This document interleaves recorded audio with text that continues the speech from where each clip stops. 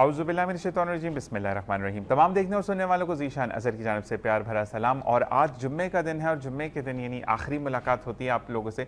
लेकिन जुम्मे का दिन उम्मत मुस्लिमा में वो बड़ा दिन माना जाता है, यानी बेहतरीन और बरकत वाला दिन माना जाता है कि जिस दिन हम तमाम फ़ैसलों को सरअंजाम देते हैं। आजकल ट्रेंड बदला, लेकिन पहले ज़माने में अगर देखें तो अगर किसी की बात पक्की करनी होती थी, कोई बात घर की डील करनी होती थी, अगर किसी को कोई खुशखबरी सुनानी है या कोई भी बात ऐसी है जो कि खुशी से लबरेज है, या हम ये कहते हैं कि लबों पर मुस्कुराहट बिखेर देती है, तो वो बेहतरीन बात हर कोई जुम्मे को करता था, ताकि जुम्मे वाला दिन ना सिर्फ मुबारक बल्कि ये कहते थे कि जुम्मे वाले दिन की हुई हर बात बरकत से भरी होती है। और जुम्मे वाले दिन को इसलिए ख़ास अहमियत हासिल है कि अगर हम तारीख़ देखें, अगर हम ये देखें कि ज़िंदगी का जो नजूम जो हजम है उसको भी जुम्मे की अहमियत, मुसलमान कम्युनिटी की मैं बात कर रहा हूँ, कि उसको बड़ी अहमियत हासिल है। वो ये ऐसे कि दुनिया जब तख्लीक की गई जुम्मे का दिन, कुरान पाक जब उतारा गया जुम्मे का दिन, 27 रमज़ान मुबारक था। और जिस दिन क़यामत बर्पा होगी, यानी सूर फूका जाएगा, असर और मगरिब का दरमियानी वक्त होगा और जुम्मे का दिन होगा और 10 मुहर्रम होगी उस दिन। तो ये तमाम निशानियाँ अल्लाह तबारक व तआला ने हमें बता दी। हज़रत अली रज़ी अल्लाह तआला अन्हु का कौल है कि आगे बढ़ना बेहतरीन कामयाबी की कुंजी है, लेकिन आगे बढ़ने के लिए साजिश नहीं बल्कि काविश की ज़रूरत होती है, क्योंकि बेहतरीन शख्स वही है जो अपने फ़ैसलों से वक्त को बदले, और जो वक्त को देखकर अपने फैसले बदलता है उसको बुज़दिल कहा जाता है। इसी के साथ हम बात करेंगे आज मौसम की सूरत हाल की। मौसम की बात अगर करें तो 29 डिग्री सेल्सियस 74% इस वक्त हवा में नमी का तनासुब है और 24 किलोमीटर की रफ्तार से हवा मशरिक से जनूब की जानिब जा रही है। और जिसमें यह प्रेडिक्शन भी की जा रही है कि जुम्मे का दिन है, रात में भी काफ़ी जगह पर वाटर शावरिंग हुई, यानी हम उसको बूंदाबांदी कहते हैं। इसी के साथ हम कराची स्टॉक एक्सचेंज की बात कर लें तो इस वक्त वॉल्यूम 95,501.059 की सतह पर मौजूद है। 239 ऐसी कंपनीज है जो कि हाईली ट्रेड कर रही हैं, 183 ऐसी कंपनीज है जो डिक्लाइन की तरफ जा रही हैं और 143 ऐसी कंपनीज हैं जो कि नन चेंज है, इसमें कोई चेंज और कोई भी मुस्बत तब्दीली हम नहीं देख रहे। अगर हम बात करेंगे अपनी पूरी टीम की तो बिल्कुल जनाब मेरी टीम मेरे साथ मौजूद है इस वक्त। आज जितने भी नातख़्वां आप देखेंगे, हमें ख़ास तौर पर मावनत हासिल है अदनान सुल्तानी भाई की। अदनान सुल्तानी भाई जो कि सनाए खैरुल बशर, जो कि इस इतवार 23 अगस्त सन 1926 की बात हम करें और 2026 में ये हो रहा है, 23 अगस्त है अगर मैं गलत नहीं हूँ तो, बिल्कुल जी 23 अगस्त है, सनाए खैरुल बशर जो कि बॉल रूम में करवाया जा रहा है। और आपकी शिरकत ज़रूरी है, पेजेस पर जाइए, इस चीज़ के अपडेट्स मौजूद हैं। और अगर आप मज़ीद मालूमात चाहते हैं तो आप हमारे दिए गए लाइव कॉल के नंबर पर कॉल करके मज़ीद अपनी रजिस्ट्रेशन करवा सकते हैं, क्योंकि रजिस्ट्रेशन जो है वो सैटरडे नाइट तक खुली हैं और संडे को फिर इस चीज़ को अमल जामा पहनाया जाएगा। तो मज़ीद हम बात करेंगे इस हवाले से भी। हमारे साथ मौजूद हैं जो मेहमान, उनका मैं आपसे तारुफ़ करवाता चलूँ कि तीनों नातख़्वां इस वक्त हमारे साथ मौजूद हैं। सबसे पहले मेरे बहुत प्यारे दोस्त हैं और मैं ये कहता हूँ कि जब भी इससे मुलाकात होती है ये मुझे पहचान जाता है कि कौन है, और जब भी आता है हंसी मुस्कुराहट और प्यार से हमें कलाम सुनाकर और फिर अपने रास्ते की तरफ गामज़न हो जाता है। तो मेरा बहुत प्यारा दोस्त, बहुत प्यारा बच्चा अली हैदर हमारे साथ मौजूद है। अली हैदर अस्सलाम वालेकुम। वालेकुम अस्सलाम। कैसे मिजाज हैं? ठीक है, पक्की बात है। अच्छा, अली हैदर ने वादा किया था कि मुझे ना ये बांधना सिखाएगा सर पे, लेकिन नहीं सिखाया था। कितनी बुरी बात है ना अली हैदर, हमने पहले आपसे बहुत पहले वादा लिया था जी, आपसे पहले बहुत पहले वादा लिया था हमने कि आपने कहा था मुझे सिखाओगे जो सर पे पहनते हो, सिखाओगे या नहीं? सिखाएंगे। पक्की बात है। अच्छा जी, हमारे साथ मौजूद है ईमन नुमान और अलीशा नुमान, ये भी नातख़्वां हैं। सबसे पहले हम अली हैदर से बात करेंगे कि अली हैदर हमें कौन सा कलाम सुनाएंगे। आइए मिलकर सुनते हैं अली हैदर की आवाज़ में ज़बरदस्त सा कलाम। अली हैदर बिस्मिल्लाह रहमान रहीम। दिल भी कुर्बान, जान भी कुर्बान, मिलाद नबी आ गया, मिलाद नबी आ गया, जिनसे के ईमान, जिनसे के कुरान, प्यारा नबी आ गया, प्यारा नबी आ गया। दिल भी कुर्बान, जान भी कुर्बान, मिलाद नबी आ गया, मिलाद नबी आ गया, जिनसे के ईमान, जिनसे के कुरान, प्यारा नबी आ गया, प्यारा नबी आ गया। जश्न मिलादत मिल के मनाओ, जिक्र करो और नात सुनाओ, जश्न नबी की धूम मची है, हर जहाँ पर मिलाद नबी। महफिले दुरूद घर पे सजाओ, महफिले दुरूद घर पे सजाओ, मिलाद नबी आ गया, मिलाद नबी आ गया। दिल भी कुर्बान जान भी कुर्बान, मिलाद नबी आ गया, मिलाद नबी आ गया। जिनसे है ईमान जिनसे है कुरान, प्यारा नबी आ गया, प्यारा नबी आ गया। आया नबी तो आया सवेला, दूर हुआ जुल्मत का अंधेरा। आया नबी तो आया सवेला, दूर हुआ जुल्मत का अंधेरा। मुश्तबा बख्शिशों का सबको सुनाओ, मिलाद नबी आ गया, मिलाद नबी आ गया। दिल भी कुर्बान जान भी कुर्बान, मिलाद नबी आ गया, मिलाद नबी आ गया। जिनसे है ईमान जिनसे है कुरान, प्यारा नबी आ गया, प्यारा नबी आ गया। शजर गजर देते गए सलामी, शिन्न बशर ने की गए गुलामी। शजर गजर देते गए सलामी, जिन्न बशर ने की गए गुलामी। तुम भी फरगान सर को झुकाओ, तुम भी फरगान सर को झुकाओ, मिलाद नबी आ गया, मिलाद नबी आ गया। दिल भी कुर्बान जान भी कुर्बान, मिलाद नबी आ गया, मिलाद नबी आ गया। जिनसे है ईमान जिनसे है कुरान, प्यारा नबी आ गया, प्यारा नबी आ गया। हैदर एक नए कलाम के साथ आया। फरहान ने इसको जो है वो ऑन एयर भी हो चुका है ये कलाम, लेकिन अली हैदर यहाँ पे कहना चाहिए था कि सर झुकाओ अली हैदर, मतलब फरहान का तो सबको पता है, अली हैदर का नाम आना चाहिए। ठीक है, अब जब पढ़ोगे तो अली हैदर कर देना उसको, ठीक है, पक्की बात है। और ये जनाब आज पहला जुम्मा है और रबीउल अव्वल का पहला जुम्मा, और हम साथ साथ मौजूद हैं। मेरी बहन ईमन नुमान से मैं गुजारिश करूंगा, क्योंकि हम चाहेंगे कि हम नाते रसूल मकबूल सल्लल्लाहु अलैहि वसल्लम ज़्यादा से ज़्यादा सुने, ताकि आज पहला जुम्मा और हम दाखिल हो रहे हैं, और फिर अल्लाह तबारक व तआला हर महीना और हर दिन हमारा ईद जैसा बना दे। ईमन नुमान, बिस्मिल्लाहिर्रहमानिर्रहीम। नबी नबी नबी नबी नबी नबी या नबी, नबी नबी नबी नबी नबी नबी या नबी। नबी का लब पर जो जिक्र है बे मिसाल आया, कमाल आया। नबी का लब पर जो जिक्र है बे मिसाल आया, कमाल आया। जो हिजरत तैबा में याद बनकर ख्याल आया, कमाल आया। नबी का लब पर जो जिक्र है बे मिसाल आया, कमाल आया। गुरूरों का तोड़ डाला, लगा के माथे पे तिल खुदा ने। जो हक में उम्मत के तेरे लब पर सवाल आया, कमाल आया। नबी का लब पर जो जिक्र है बे मिसाल आया, कमाल आया। और इवन एक बात मैं कहूंगा कि जो याद होती है ना, वो बड़ा फ्रीक्वेंट पढ़ता है बंदा, और जो देख के पढ़ना होता है ना, उसमें वैसे ही कंफ्यूजन आ जाती है कि कहाँ से क्या है। अच्छा इवन आराम से वायर को पुल करो अपने पास, इजी हो के मेरी बहन ने पढ़ना, ये जबरदस्त। अच्छा ये बताओ कि कितने अरसे से नात ख्वानी कर रही हैं?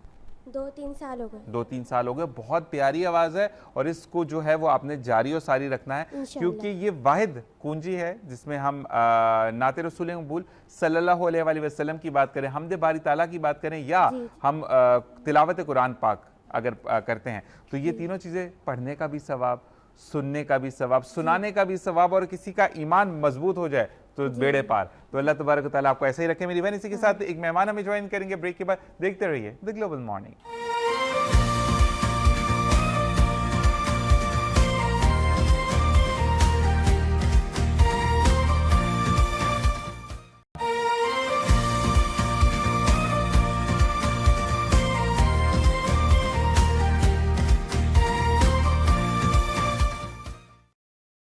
वंस अगेन आपको एक बार फिर खुशामदीद कहते हैं। और सना खैरुल बशर जो कि 23 अगस्त सन 2026 को मुनक्कद किया जा रहा है अदनान सुल्तानी भाई की तावन से, और साथ साथ इमरान भाई भी वहाँ पर मौजूद होंगे, काफ़ी लोग वहाँ पर मौजूद होंगे।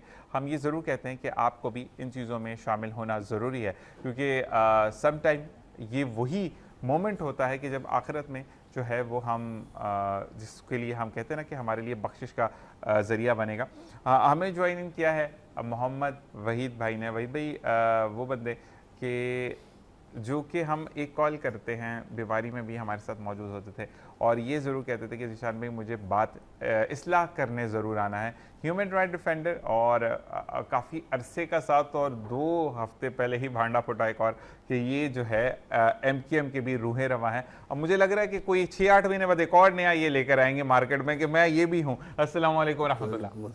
कैसे मिजाज है? वही तो मैंने ऑन एयर गिला कर दिया कि आप मुझे 6 महीने बाद फिर बताएंगे ज़ीशान भाई मैं इससे भी काम में कर रहा हूँ यहाँ। तो जो सिस्टम चल रहा है ना, ठीक अल्लाह ताला इसी में चला दे, बहुत बड़ी बात है। नहीं, और दूसरी बात किसी की बात नहीं आजकल नहीं, और दूसरी बात यह है कि ह्यूमन राइट डिफेंडर को वाकई में आप डिफेंड कर रहे हैं कि हमने लोगों की फलाह बहबूद के लिए काम करना है। और आज बहुत बहुत शुक्रिया कि आप general secretary human right defender Ghulam Murtaza भाई को भी साथ लेकर आए। अस्सलाम वालेकुम रहमतुल्लाह। कैसे मिजाज है मेरे भाई के? और इनके पीछे हम बड़े अरसे से लगे हुए हैं, ये काबू ही नहीं आते हमारे कि इनको जब भी बोलते कहते हैं मैं ज़रूर लेकर आऊँगा। लेकिन थैंक यू वेरी मच कि जो वादा करते हो वफा करते हैं। आप लोगों से बात करते हैं। हमारे साथ मेरी प्यारी बहन अलीशा नुमान मौजूद है जो कि हमें कलाम सुनाएंगी। अस्सलाम वालेकुम रहमतुल्लाह। बिस्मिल्लाह रहमान रहीम। आओ मेरे नबी की शान सुनो, आओ मेरे नबी की शान सुनो, नबी है बोलता कुरान सुनो, आका मौला नबी मौला, आका मौला नबी मौला, आओ मेरे नबी की शान सुनो,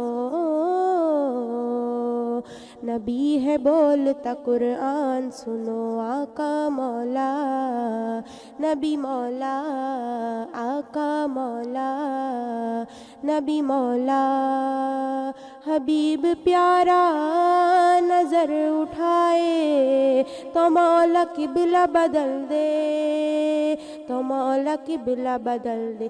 कहीं ये चाहत कहीं वो कहना, ए मूसा आना संभल के, ए मूसा आना संभल के, खुदा है इन पे मेहरबान सुनो, खुदा है इन पे मेहरबान सुनो, नबी है बोलता कुरान सुनो, आका मौला नबी मौला, नबी आका मौला नबी मौला। नमाज दी थी 50 रब ने, नबी ने 5 कराई, नबी ने 5 कराई है, देखो कितना ख्याल उम्मत, नबी ने बात बनाई, नबी ने बात बनाई, वही है अर्श के मेहमान सुनो, वही है अर्श के मेहमान सुनो, नबी है बोलता कुरान सुनो, आका मौला नबी मौला, आका मौला। सुभान अल्लाह, सुभान अल्लाह, सुभान अल्लाह। और अभी भी बिल्कुल वक्त है और हम कलाम सुनते रहेंगे, क्योंकि आज का दिन यानी जुम्मे का पहला जुम्मा है और हमने कलाम को बार बार सुनना है। और इसलिए सुनना है क्योंकि ना सिर्फ बल्कि हमें कानों में रस खुलता है बल्कि हमारी रूह ताज़ा हो जाती है। अब आते हैं वहीद भाई, ये बताएं कि अब क्या क्या नए चैलेंजेस को हम देख रहे हैं और किन किन चीज़ों को हम फोकस करते हुए आगे बढ़ रहे हैं। सबके आपके सामने ही, सबके सामने क्या मेरे सबके सामने ही है, ऐसा ही है। इन हालात में अल्लाह ताला जो वक्त गुजार रहा है ना, बहुत अच्छी बात है, बहुत अल्लाह का शुक्र है। उसमें बस जो होता है, जिस तरह 12 रबीउल का महीना आया है, 12 हज़रत सल्लल्लाहु अलैहि वसल्लम की उम्मत का सारा बहुत अच्छा दिन है। इसमें जो हम कर सकते हैं नाथवानी मिलाद की महफिल, और इसमें जो लोग मुस्तहिक हैं उनकी मदद हम कर सकते हैं। ठीक ठीक ठीक उनके ठीक, साथ, क्योंकि उनको कोई नहीं पूछता, ठीक है। उसके लिए आप जैसे मेरे जैसे लोग खड़े होते हैं, उनका सहारा बनते हैं, सहारा अल्लाह ताला बनाता है, ऐसा ही और है। उसके साथ में सबको लेके चल रहा है। अच्छा यानी वैसे एक चीज़ मुझे पूछनी थी, अगर आप बात करना चाहें तो करें उस पर। मुझे डायरेक्टर साहब ने बोला कि एक दो दिन से कोई मसला चल रहा है आपके साथ, अगर उस पर बात करना चाहें तो आपकी मर्जी। नहीं नहीं, वो अल्लाह का शुक्र है। देखो मैंने कहा ना, अल्लाह ताला ने मुझे एक इज्जत दी हुई है, वो मसला अल्लाह ताला ने बहुत अच्छे तरीके सॉल्व करा दिया, बहुत अच्छा अल्लाह का शुक्र है। लेकिन अब किसी को खामा गलत कहना, गलत गाइड करना अच्छा नहीं है। ऐसा ही है। तो देखो गवर्नमेंट का एक सिस्टम है, गवर्नमेंट उसको फॉलो करती है, हमारा ही फर्ज बनता है उसको अच्छे तरीके फॉलो करें। ठीक है। हमने किसी लड़ाई झगड़ा नहीं करना। ऐसे यानी प्यार से बात करें तो चीजें होती क्योंकि हैं। लोग मेरे पास आए थे कि हम ऐसा कर दें, हम ऐसा करा दें, हम ये करा दें। मैंने कहा नहीं यार, कुछ नहीं करना, जो अफाम व तफहीम से मसला हो जाए बहुत अच्छा, और वो अल्लाह ने कर दिया। जबरदस्त। उसमें मेरे बहुत अच्छे दोस्त हैं, जो उनको काबिल ज़िक्र हैं, रहमान बाजवा साहब हो गए, ठीक वो है। बहुत ज़्यादा उनका वो क्रेडिट है। फिर इसमें हैदर अली चौकी हैं। ठीक है। इस तरह 3-4 मेरे यार दोस्त ऐसे हैं ना, उन्होंने खड़े होकर बड़ा ताउन किया ठीक और है। बड़ा अच्छा करा दिया मैंने। अच्छा सुनने में ये कहने में ये बात आई है कि जिन लोगों ने मतलब कुछ जो कार्रवाई करने आए थे वो भी आपके जान पहचान वाले वो दोस्त थे, जनमत तो वहां पर भी आप फंस गए थे। तो अब गया, क्या लेकिन- बोलूं, यहाँ बोलूं या वहां बोलूं? लेकिन देखो मेरे को अल्लाह ने बहुत सब्र दिया। ठीक है। मैं किसी लड़ाई झगड़े वाला काम नहीं करता, और ऐसे ही। रिजल्ट उसका लड़ाई झगड़े का एंड क्या होता है, बैठो कॉम्प्रोमाइज़ करो। ऐसे ही है। तो उस कॉम्प्रोमाइज़ के हम पहले क्यों ना आ जाएं? जबरदस्त, बिल्कुल टेबल पे आ जाना चाहिए बात टेबल पे करने। बैठ के बात करना, बात करने उससे रास्ता निकल जाता है। ऐसे ही है। अभी खामा मैं कहूँ मैं ये हूँ, मैं ऐसा हूँ, मैं वैसा, लोग बहुत लोग आए कि अच्छा कर लो, ऐसा। मैंने नहीं, जो अल्लाह ताला ने सिस्टम बनाया उसको फॉलो करना है। बिल्कुल ऐसे ही है। और कह रहा हूँ रहमान बाजवा साहब, अल्लाह ताला बहुत भाई है मेरे, मुझे बड़े भाई की तरह समझना, बहुत इज्जत दी उसको, बहुत अच्छा इंसान है। लेकिन उसको बहुत कॉपरेट, उसने फ़ौरन फ़ोन किया, नहीं यार ऐसा नहीं है भाई, भाई हमारा भाई है, ये कम है मेरे लिए। बिल्कुल ऐसे ही है। बिल्कुल ऐसे ही है। मेरी हैसियत क्या है, वो इतना नाम वाला आदमी है, इतना अहदे दिया, इज्जत दी हुई है। फिर ये गुलाम मुर्तज़ा साहब बैठे हैं मेरे बराबर, ये भी साथ साथ है मेरे, शाना बिशाना खड़े। हमने कोई लड़ाई झगड़े वाला काम नहीं किया, ठीक। बैठ के अफवाहों तईम से उस मसले को हल कर लिया, अल्लाह ने करा दिया। गुलाम मुर्तज़ा भाई जो है जनरल सेक्रेटरी ऑफ क्या कहते हैं ह्यूमन राइट डिफेंडर हैं। गुलाम मुर्तज़ा भाई मुझे ये बताइएगा कि इजीली बात कर लेते हैं वैसे, आपका जो अपीयरेंस है थोड़ी गुस्से गुस्से वाली लग रही है, क्या गुस्से वाले बंदे हैं? ये बताएंगे गुस्सा करते नहीं? है थोड़ा सा, गुस्सा है। तो गुस्से में क्या करते हैं? बस गलत बात बर्दाश्त नहीं। अच्छा, बात गलत नहीं बर्दाश्त होती। मैं अक्सर ये कहता हूँ, लोग कुछ कहते हैं ना हमने तलाक गुस्से में दी, तो मैं अक्सर लोगों को कहता हूँ कि कभी ऐसा हुआ आपने पल्ले से पैसे, जाओ बेगम तैयार होकर आओ, बेगम तैयार होकर, आपने कहा बेगम बहुत प्यारी लगी, जाओ तलाक तलाक तलाक। तलाक तो गुस्से में होती है ना। तो मकसद ये है कि हज़रत अली रज़ी अल्लाह तआला अन्हु का भी कौल है कि बेहतरीन शख्स वो है और जिसमें इंसानियत है कि वो गलत बात को इसलिए पी जाए ताकत रखते हुए भी कि मेरे रब की रजा है चुप होना। तो मुझे बताएं, कभी कभार ऐसा करते हैं कि बोलते कुछ भी नहीं, चश्मा ही उतारते हैं, लोग कहते हैं काम कर देते हैं, हो जाएगा, ऐसे ही है ना? तो मतलब आप चश्मे से भी डराते हैं लोगों को। अच्छा ये बताएं कि अभी जो मसले मसाइल चल रहे हैं और डेली बेसिस पर अब पेट्रोल को बढ़ाया जाता है। अच्छा, बढ़ाया 4 रुपये जाता है, 10-10, 20-20, 50-50 पैसे कम करके फिर 2 रुपये पर जब आता है, यानी 2 रुपये बढ़ गया, फिर 3-4 रुपये बढ़ा देते। तो आवाम के साथ कौन सी गेम है? सर ये समझ लो कि अवाम की तजलील की जा रही है, इसको तो मैं ये बोलूँगा। बिल्कुल ऐसे ही। सीधी सीधी बात है कि यानी कि इस हद तक मजाक के, यानी कि अवाम का मजाक बना दिया गया। उसमें आप ये समझ लें कि लोग रोटी पानी से मजबूर हैं। बिल्कुल ऐसे ही है। दवाई तो दूर की बात है, लेकिन क्या है कि उसके ऊपर ये जो मामलात हैं, बिजली नहीं है, पानी नहीं है, गैस नहीं है, यानी कि हर दुश्वारी जो है ना आवाम के लिए मौजूद है यहाँ पर। और इसके लिए अब गवर्नमेंट को कुछ सोचना चाहिए, कुछ करना चाहिए। फिक्स चार्जेस में भी बढ़ाया जा रहा है। लाइट है नहीं, आपको 4000 रुपये बिल देना है, गैस है नहीं, 1250 रुपये फिक्स कर दिए। टोटल ज्यादती है। ये इस नहेज पे लोगों को ले आए कि हम तो चले, कई दफ़ा लोग हमारे पास आते हैं कि बिजली का बिल कम करा दें। लोग के अंदर सकत नहीं रही, ऐसे ही है, ताकत नहीं रही लोगों के अंदर।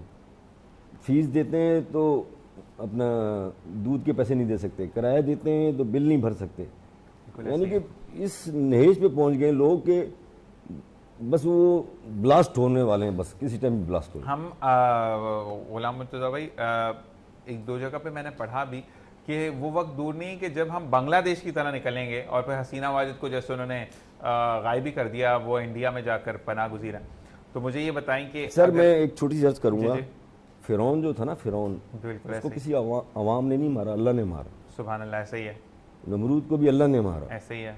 जब कोई भी बंदा, कोई भी जो हस्ती है ना, अपने आप को गुरूर और तकब्बुर को उस म्यार पे ले आती है ना, तो वो अल्लाह से उसकी वैर हो जाता है, उससे अल्लाह से दुश्मनी हो जाती है उसकी। ऐसे ही है।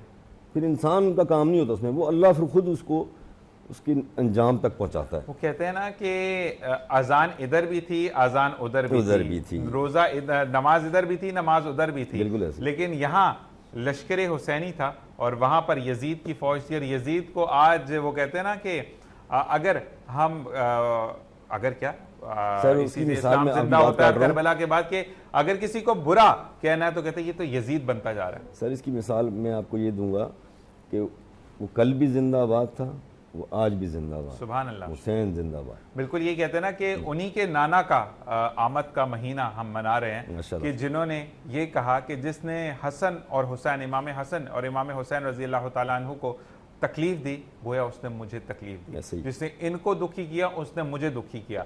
तो गुलाम मुर्तज़ा भाई, हम ये कहते हैं कि ज़िंदगी में हमें उन चीज़ों को साथ लेकर चलना है जो कि आका दो जहां सल्लल्लाहु अलैहि वसल्लम की तालीमात है। और दुनिया और दीन के अंदर एक बड़ा ज़बरदस्त सा डिफरेंस है। वो क्या डिफरेंस है कि फ़र्ज़ करें अगर आप पेपर दे रहे हैं और आप चीटिंग कर रहे हैं, आप चीटर कहलाएंगे। दुनिया में चीटर कहते हैं ना। नबी करीम सल्लल्लाहु अलैहि वसल्लम को चीटिंग क्या होती है? कॉपी करना होता है ना, कि आप किसी की कॉपी से खुद कॉपी कर रहे हैं। और नबी करीम सल्लल्लाहु अलैहि वसल्लम की लाइफ को चीट करना शुरू कर दे, उसको कॉपी करना शुरू कर दे, ना सिर्फ दुनिया बल्कि आखिरत में भी आप अमर हो जाएंगे। तो दीन और दुनिया में ये फ़र्क है। और अल्लाह तबारक व तआला ने जो 70 मौ जितना प्यार करता है, उसने ओपन बुक टेस्ट हमें दिया। कुरान पाक फुरकान हमीद जो है हमारे पास ओपन बुक है, उसमें हर मसले का इलाज है, हर दुख की दवा है और हर प्रॉब्लम का सोल्यूशन है सिवाय मौत के। और इसके साथ ही हज़रत मोहम्मद सल्लल्लाहु अलैहि वसल्लम के पास एक शख्स आया, उसने कहा कि मुझे मौत से बहुत डर लगता है। इसका भी एक बड़ा ज़बरदस्त वाक़या है। तो नबी करीम आका दो जहां सल्लल्लाहु अलैहि वसल्लम ने कहा कि जब तुम सुबह उठते हो तो आप आयतल कुर्सी पढ़ो, जब रात सोते हो तो आयतल कुर्सी पढ़ो, कभी भी मौत का फरिश्ता तुम्हारे पास नहीं आएगा। चुनाचे वो चले गए और आपने देखा कि असहाबी में तशवीश फैल रही है। और अच्छा, कुछ लोग कहते हैं ना सस्पेंस डालना, तो आका दो जहां सल्लल्लाहु अलैहि वसल्लम भी ये कहते थे। और फिर एक सहाबी ने पूछा कि नबी करीम आका दो जहां सल्लल्लाहु अलैहि वसल्लम, आप पे मेरी जान कुर्बान, कि अगर ये पढ़ता रहेगा तो इसको कभी मौत नहीं आएगी। तो आपने तबस्सुम बिखेरते हुए कहा कि जब इसका मुकर्ररा वक्त आएगा ये पढ़ना भूल जाएगा। तो ये ज़िंदगी का जो सतून है वो इन्हीं चीज़ों पर बेस्ड करता है कि जो काम जब होना है वो होता है, लेकिन सिर्फ और सिर्फ ये बात कि आपकी लगन हो। जैसे हज़रत अली रज़ी अल्लाह तआला अन्हु का कॉल मैंने स्टार्ट में आपसे शेयर किया कि रास्ता बेहतरीन अपनाओ, ज़िंदगी आसान हो जाएगी। दोबारा आपकी तरफ आते हैं और अब कौन सा कलाम हमें आप सुना रही हैं? आपका नाम मैं भूल जाता हूँ। ईमन, हाँ जी ईमन, कौन सा कलाम सुना रही हैं? मेरे सरकार मेरी बात। बिस्मिल्लाह रहमान रहीम। मेरे सरकार मेरी बात बनाए रखना, सुभान अल्लाह। मेरे सरकार मेरी बात बनाए रखना, क्या कहना है? मेरे सरकार मेरी बात बनाए रखना, मेरे सरकार मेरी बात बनाए रखना, अपने दामान शफात में छुपाए रखना, अपने दामान शफात में छुपाए रखना, मेरे सरकार मेरी बात बनाए रखना। मैंने माना के निकम्मा हूँ मगर आप कहूँ, मैंने माना के निकम्मा हूँ मगर आप कहूँ, इस निकम्मे को भी सरकार निभाए रखना, मेरे सरकार मेरी बात बनाए रखना। उनके आने की घड़ी है, वो है आने वाले। उनके आने की घड़ी है, वो है आने वाले। मेरे सरकार की महफिल हो सजाए रखना। मेरे सरकार की महफिल को सजाए रखना। मेरे सरकार मेरी बात बनाए रखना। सुभान अल्लाह। और यहाँ पर मैं ये ज़रूर कहूँगा कि नुमान भाई आप बड़े खुशनसीब हैं कि आपकी दोनों साहबजादियाँ उस रस्ते पर गामज़न हैं जिस पर अल्लाह तबारक व तआला ने इनको चुना कि खूबसूरत आवाज़ के साथ वो उसके नबी की बड़ाई बयान करें, उसकी शान के मुताबिक हम्द पढ़ें। सुभान अल्लाह। आपकी तरफ आते हैं वहीद भाई, और मुझे अब ये बताइएगा कि आवाम के अंदर जोश व वलवला, खुद कहते हैं ना लावा पकता है और लावा फिर एक दफ़ा ज्वालामुखी फटता है। तो अगर ये ज्वालामुखी फटता है आवाम का, ज़रूरी नहीं कि हम सिंध की बात करें, पूरे पाकिस्तान की बात कर रहे हैं, क्योंकि वहाँ पर अब लोगों का जो सब्र का पैमाना है वो लबरेज होता चला जा रहा है और सब्र का जो दामन है वो लोग छोड़ते चले जा रहे हैं ऐसा ऐसा। तो क्या देखते हैं आप मौजूदा सूरत हाल को देखते हुए, लोगों का जो रिएक्शन है वो क्या देख रहे हैं आप? लोगों का रिएक्शन इस टाइम बस अल्लाह खैर करे, अल्लाह ताला चला रहा है सिस्टम चला रहा है, वरना इस टाइम तो लोगों का बस नहीं चलता, वरना एक दूसरे रोटी छीन ले, खाने के लिए छीन ले। वही जहालत का दौर आ गया। कोई बच्चे अपने बच्चों को भूखा मरते नहीं दे सकता, ऐसा ही है, क्योंकि इतनी बेरोज़गारी हो गई है। वही आप थोड़ी देर पहले आपने कहा ना, अगर बिजली का बिल भर दो, गैस के पैसे नहीं, गैस दे दो ना, बिल भर दो, बच्चों की फीस के पैसे नहीं है, फीस के पैसे भर दो, तो घर के खर्चे के लिए नहीं है। बिल्कुल इसमें आज मजबूर हो कि क्या करेगा। बिल्कुल यही हम वाली कहते हैं कि ये डकैत आ गए, लूट रहे हैं, मार रहे हैं, एक दूसरे मार रहे हैं, क्या है? सिर्फ बेरोज़गारी है। कुछ लोग शौकिया कर रहे हैं, कुछ मजबूरी में कर रहे हैं। अवैध भाई आपके लिए मैसेज आया है, और ये आया है अंदरून सिंध से, नवाब शाह से मैसेज आया कि वहीद भाई को हम देखते रहते हैं प्रोग्राम्स में, और चीज़ों को आप तो सूटेबिलिटी में लोगों का काम कर देते हैं जो अब कराची में मौजूद है, लेकिन हमारे नवाब शाह में अगर कोई मर जाता है तो हमें मरने के दुख से ज़्यादा ये होता है कि कहाँ से चीज़ें पूरी होंगी, कहाँ से लोगों को देखा जाएगा, कफन कैसे होगा। तो लोग अपने प्यारों को दफन करते हुए ये दुआ करते हैं, रोता तो हर कोई ये दुनिया से चला गया, लेकिन हमें रोने से ज़्यादा ये दुख होता है कि अल्लाह खैर खरे से कब्र तक पहुँच जाए बंदा। मतलब कितना मजबूर कर दिया इंसान को। बहुत, मैं कह रहा हूँ बहुत ज़्यादा मजबूर कर दिया। अंदरून सिंध क्या, कराची में लोग बहुत मजबूर हैं, लेकिन लोग सफ़ेद पोशियों बोलते हैं, किसको बोलेंगे जाके? ऐसा ही है। उस टाइम तो कंडीशन ऐसी होती है, बोलते हैं तदफीन हो जाए बहुत बड़ी बात है, कोई इंतजाम हो जाए बहुत बड़ी बात है। यही बात है। लाजमी तो कराची में तो आप जैसे हम जैसे लोग हैं, लेकिन अंदरून सिंध नवाब शाह में बहुत अच्छे अच्छे लोग हैं जो इस कार्यकार में अच्छा, लेकिन वो ज़ाहिर नहीं होते। ठीक ऐसे ही है। उसमें अगर किसी इंसान का मसला है तो किसी जाके मशवरा करे, किसी से जिक्र करे। दुनिया से पूरे मोहल्ले को तो बहुत से अलग नेक बंदे ऐसे हैं जो उसको लेके सिस्टम को चलते हैं। गुलाम मुर्तज़ा भाई आपके लिए सवाल आया है कि आजकल बच्चियों का, जो बड़ी बच्चियाँ मैट्रिक तक की, उनके लिए छोटे लड़के बच्चों का जीना मुहाल किया हुआ है उन दरिंदों ने, जो अभी आपने 18 माह की बच्ची का देखा, और उसने जो है पहले तो बच्चा तो नहीं, बगैरत आदमी ने जो है वो कहा कि मैं बच्चा हूं और मुझसे गलती हो गई। अच्छा, गलती में आपने बच्ची मार दी, अगले की गलत हरकत की, आपको बच्चा समझकर कंसीडर कर माफ़ कर दिया जाए तो फिर तो गुनाह आम हो जाएंगे ना, कत्ल व गारत आम हो जाएगी। अब उसके बारे में दोबारा केस खुला है। तो ये मुझे सिर्फ ये जानना है कि जो अनासर ये कहते हैं, जिन्होंने ये कहा कि बच्ची जो अभी 1.5 साल की बच्ची है, 18 माह की बच्ची क्या होती है, ठीक है, और उसको ये कहा गया कि वो तो यूज्ड टू थी इस काम की, तो अस्तगफिरुल्लाह, आप क्या बताना चाह रहे हैं बच्ची को? सर ये जो है ना लाकानूनियत जो है ना, उसकी वजह से ये सारे मामलात हो रहे हैं। कानून अगर पक्का हो, मजबूत हो, तो किसी की जरूरत नहीं ये काम कर सकती। बिल्कुल। इन लोगों को सरेआम रोडों पे टांगा जाए और इन लोगों के साथ एक इबरत का निशान बनाया जाए तो ये चीज़ें रुक सकती हैं। लेकिन जब आप उनका जज हो गए या कोई वकला हो गए, तो जब उनको सज़ाएं नहीं मिलेंगी, पुलिस उनको सज़ाएं नहीं देगी, कोर्ट उनको सज़ाएं नहीं देगी, और वो ये सज़ा तो ऑनलाइन फ़ौरन होनी चाहिए।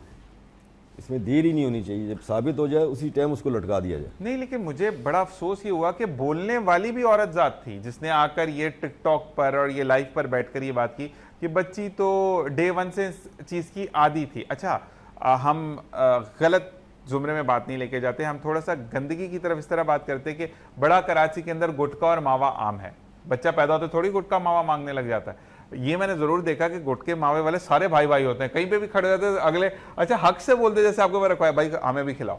तो मकसद एक मिसाल देने के लिए मैंने ये बात की कि वो छालिया या कोई पान नहीं था कि बच्ची पहले दिन से ही खा रही थी। ठीक है, आपने क्या बोला कि नहीं नहीं नहीं बच्ची तो यूज टू थी डेली बेसिस पर ये काम करवाने की, तो बच्ची को तो पता ही नहीं है, उसको तो पैम्पर चेंज करना नहीं आता। तो अफसोस और शर्म की बात है उस औरत के लिए जिसने ये बात की है, और वाकई में ऐसी औरतों को भी चौराहे पे खड़ा करके गोलियां मार देनी चाहिए। आप मुझे ये बताएं कि अब जो बेरोजगारी बढ़ती चली जा रही है, बेरोजगारी के अंदर ये लोग कहते हैं नए मौके आ गए, जैसे जिनके अंदर रोज ज़खायर गैस के मिलते हैं, गैस नहीं आती घरों पे, तो क्या कहेंगे इस बारे में? सर इसके लिए बस रो ही सकते हैं, बाकी तो कुछ भी नहीं है। यानी कि जब से पाकिस्तान बना है ना, तो हम ऊपर की जगह नीचे की तरफ जा रहे हैं, और दुनिया में जो हमारी तजलील हो रही है ना, वो उसका बयान नहीं कर सकते हम। एक दुनिया का एक तमाशा हम बनते जा रहे हैं। तो हमारे सियासतदानों को, हमारे लोगों को चाहिए कि इस नहेज पे आ जाएं कि कम से कम इंसाफ तो मिले, लोगों को रोटी तो मिले, पानी तो मिले, खाना तो अच्छा, पहले ह्यूमन राइट डिफेंडर की अगर बात करते तो डिफेंडर को छोड़ देते हैं, ह्यूमन राइट्स की बात करते हैं हम, ठीक है ना। डिफेंड तो आप कर रहे हैं ना डिफेंडर्स के। ह्यूमन राइट्स के अंदर लोग आते थे, घरेलू झगड़े हो गए, सास बहू का झगड़ा है, बच्चे ने भाग के शादी कर ली, बच्ची ने भाग के शादी कर ली, ये छोटे मोटे मतलब बड़ी बात है, बुरी बात है कि आपने शादी भाग के की, लेकिन ये मसले मसाइल आते थे। ठीक है, अब तो हार्ट अटैक से बंदा इसलिए मर गया कि के इलेक्ट्रिक का इतना बिल आया वो भर नहीं सका, बंदे ने जाकर छलांग लगा दी बच्चों के साथ, अपने लखते जिगर के साथ, क्योंकि गैस का बिल वो नहीं दे पा रहा था। एक बंदे ने पूरे घर को जहर खिलाकर मार दिया, खुद भी खाकर मर गया कि मालिक मकान का 4 महीने का किराया चढ़ा हुआ था। तो ये तो रियासत के ऊपर बात आती है। ये सारे जो मामलात हैं ना, ये हुकूमत वक्त के ऊपर जाते हैं, ऐसे ही है। और इसकी जिम्मेदार हुकूमत वक्त है, और उनको होश के नाखून लेने चाहिए कि कम से कम लोगों को इतनी रिलीज तो हो कि वो अपनी सुकून की सांस तो ले सकें। बिल्कुल ऐसे ही है। तो ये बस हम इसके लिए इनको ये बोल ही सकते हैं कि भाई आप कुछ सोचें इस मामले में, ठीक है, ताकि लोगों को रिलीफ मिले, लोग सुकून का सांस ले सकें। यानी खुशियाँ तो या पिकनिक की तो दूर की बात है, लोग अपना आप नहीं संभाल पा रहे हैं। इस पिकनिक तो सिर्फ उन लोगों के लिए रहेगी जो बहुत पॉकेट से तगड़े हैं। आम बंदा तो पिकनिक सोचता ही नहीं, वो यही कहता है कि भाई अब जितनी देर मैं पिकनिक करूंगा, घर वाले कहते हैं हम कपड़े सी लें, बंदा कहता है कि हम जो है वो बिल्कुल, मेरे कैमरामैन भी यही इस चीज़ का कह रहे हैं कि हमें भी एक्स्ट्रा काम मिले तो हम काम करने के लिए तैयार हैं, कि घर पे टाइम नहीं देते क्योंकि घर वालों को पूरा करना है। तो ये वाली चीज़ें आपसे वही भाई सवाल आया वो करते हैं, लेकिन नात की तरफ जाएंगे। हमें अलीशा से गुजारिश करेंगे कि हमें कलाम सुनाए, और उसके बाद जो है वो हम अब भाई की तरफ आते हैं। बिस्मिल्लाहिर्रहमानिर्रहीम। ज़मीं मैली नहीं होती, ज़मन मैला नहीं होता, ज़मीं मैली नहीं होती, ज़मन मैला नहीं होता, ज़मीं मैली नहीं होती, ज़मन मैला नहीं होता, मोहम्मद के गुलामों का, मोहम्मद के गुलामों का कफन मैला नहीं होता, जो नामे मुस्तफा चूमे नहीं दुखती कभी आँखें, पहन ले प्यार जो उनका, पहन ले प्यार जो उनका, बदन मैला नहीं होता, ज़मीं मैली नहीं होती, ज़मन मैला नहीं होता। पर एक छोटे से ब्रेक की तरफ जाएंगे क्योंकि कुछ refreshment from the global television है और वो रिफ्रेशमेंट ना हो, जिसको हम कहते हैं चाय ना हो तो हम काम आगे नहीं बढ़ा सकते। एक छोटा सा ब्रेक से वापस आएंगे और फिर वहीद भाई से सवाल करेंगे कि मैं सवाल छोड़े जा रहा हूँ वहीद भाई, वापस आके आपसे जवाब लेते हैं। एक बहन ने कहा कि हम पढ़ने का शौक रखते हैं लेकिन हम ये चाहते हैं कि जिस इलाके में हम रहते हैं वहाँ पर माँ बाप की काउंसलिंग के लिए एक सेमिनार इनकाद किया जाए, जिसका कि ये बताया जाए कि बच्चियों की तालीम बेहद ज़रूरी है और जो बच्चियाँ पढ़ना चाहती हैं उनको आगे बढ़ने का मौका देना चाहिए। ये आपसे सवाल किया, इसका जवाब हम लेंगे आपसे ब्रेक के बाद। देखते रहिए द ग्लोबल मॉर्निंग।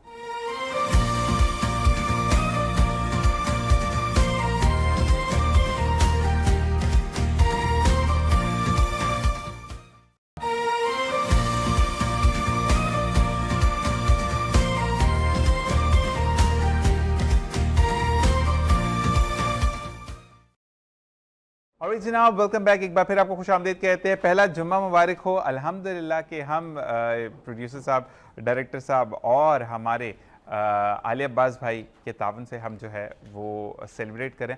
हम हर दिन सेलिब्रेट करते हैं कि आक़ाए दो जहां सल्लल्लाहु अलैहि वसल्लम की आमद हुई और जहालत का अंधेरा ख़त्म होकर वो रोशनी की किरणें बिखरी कि जिसके बाद अल्हम्दुलिल्लाह बेटियों को इज़्ज़त मिली। तो थैंक्स टू आले अब्बास भाई और रमीज़ खान जिन्होंने इस चीज़ को ऑर्गेनाइज़ किया। अब हम वहीद भाई आपकी तरफ आते हैं और मुझे ये बताइएगा कि हम किस तरीके से ऐसी चीज़ों को ऑर्गेनाइज करें कि लोग, देखिए बच्चे तो पढ़ना चाहते हैं, बच्चियां भी पढ़ना चाहती हैं, लेकिन माँ बाप जो है वो रूरल इलाके के जो लोग हैं जो जहाँ पर तालीम की कमी है वहाँ पर नहीं मानते। तो माँ बाप की काउंसलिंग के लिए कुछ सेमिनार्स होने चाहिए या नहीं?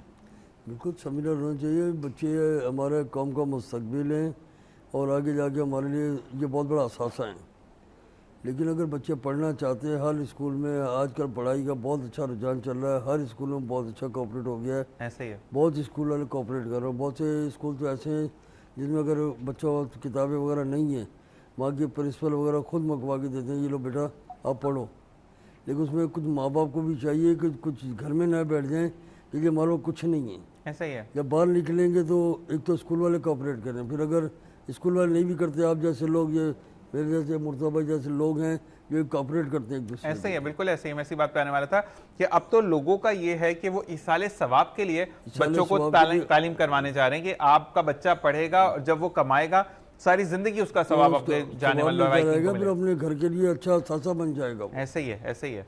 और जी बोले, उसमें हम जैसे इंसानों की बहुत बड़ी कोताही है कि हम ये सोच के घर में बैठ जाए कौन करेगा, करने वाली ज़ात अल्लाह की है। जब घर से बाहर निकलेंगे ना, अल्लाह ताला कोई ना कोई वसीला आदमी बना देता है, बिल्कुल ऐसे ही बना देता है। और देखें एक बात है, जीते जी तो वसीला बन ही जाता है ना, मरने वालों का अल्लाह ताला ने आपका वसीला बनाया।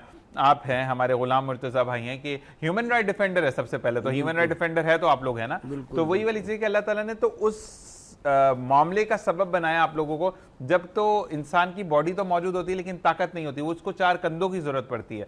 तो आपके अंदर जब ताकत है, आपके अंदर जब बोलने की सलाहियत है, सकत है कि आप चीज़ों को एक्सप्रेस कर सकते हैं, तो फिर आपको जो है वो चीज़ों को बेहतरीन अंदाज में आगे एक्सप्रेस करना सब मेरे अल्लाह का करम है। हमारी अपनी कोई हैसियत नहीं है, हमारी को अपनी ताकत नहीं है। ऐसे ही है, ये अल्लाह ताला ने सिस्टम बनाए हुए कि हम अल्लाह अगर हम नहीं कुछ कर सकते, हम आप जैसे किसी भाई से ताउन करते हैं, वो ताउन करता है और काम सीधा हो जाता है। और रिक्वेस्ट करना बहुत अच्छा। मैं यहाँ पे एक बात बोलूँगा, फिर उसके बाद हम आलिया देर की तरफ आते हैं कि वहीद भाई हमारे यहाँ पर ना पहल नहीं करते लोग। जैसे फर्ज करें हम बात कर लेते हैं, गुलाम मुर्तज़ा भाई को ना मैं जानता हूँ ना आप जानते हैं, ये एक बहुत दूर के बंदा है, लेकिन हमने देखा कि इनके वसाइल हैं, ये इस बच्चे को तालीम के अखराजात उठा सकते हैं, ये इसकी नोटबुक्स उसको दे सकते हैं या सिलेबस लेकर दे सकते हैं।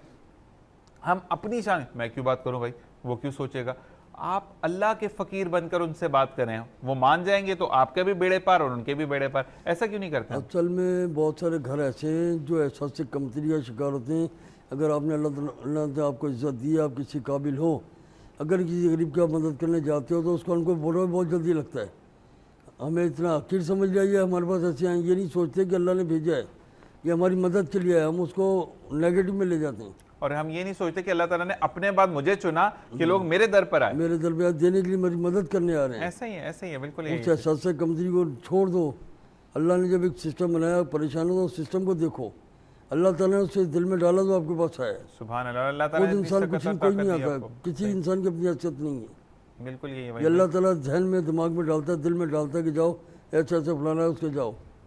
हमारी आपकी क्या हैसियत है? कुछ मेरा पहला वाला टाइम याद है जब हम पहली दफा रमजान में मिले थे। मैंने आपको क्या कहा था?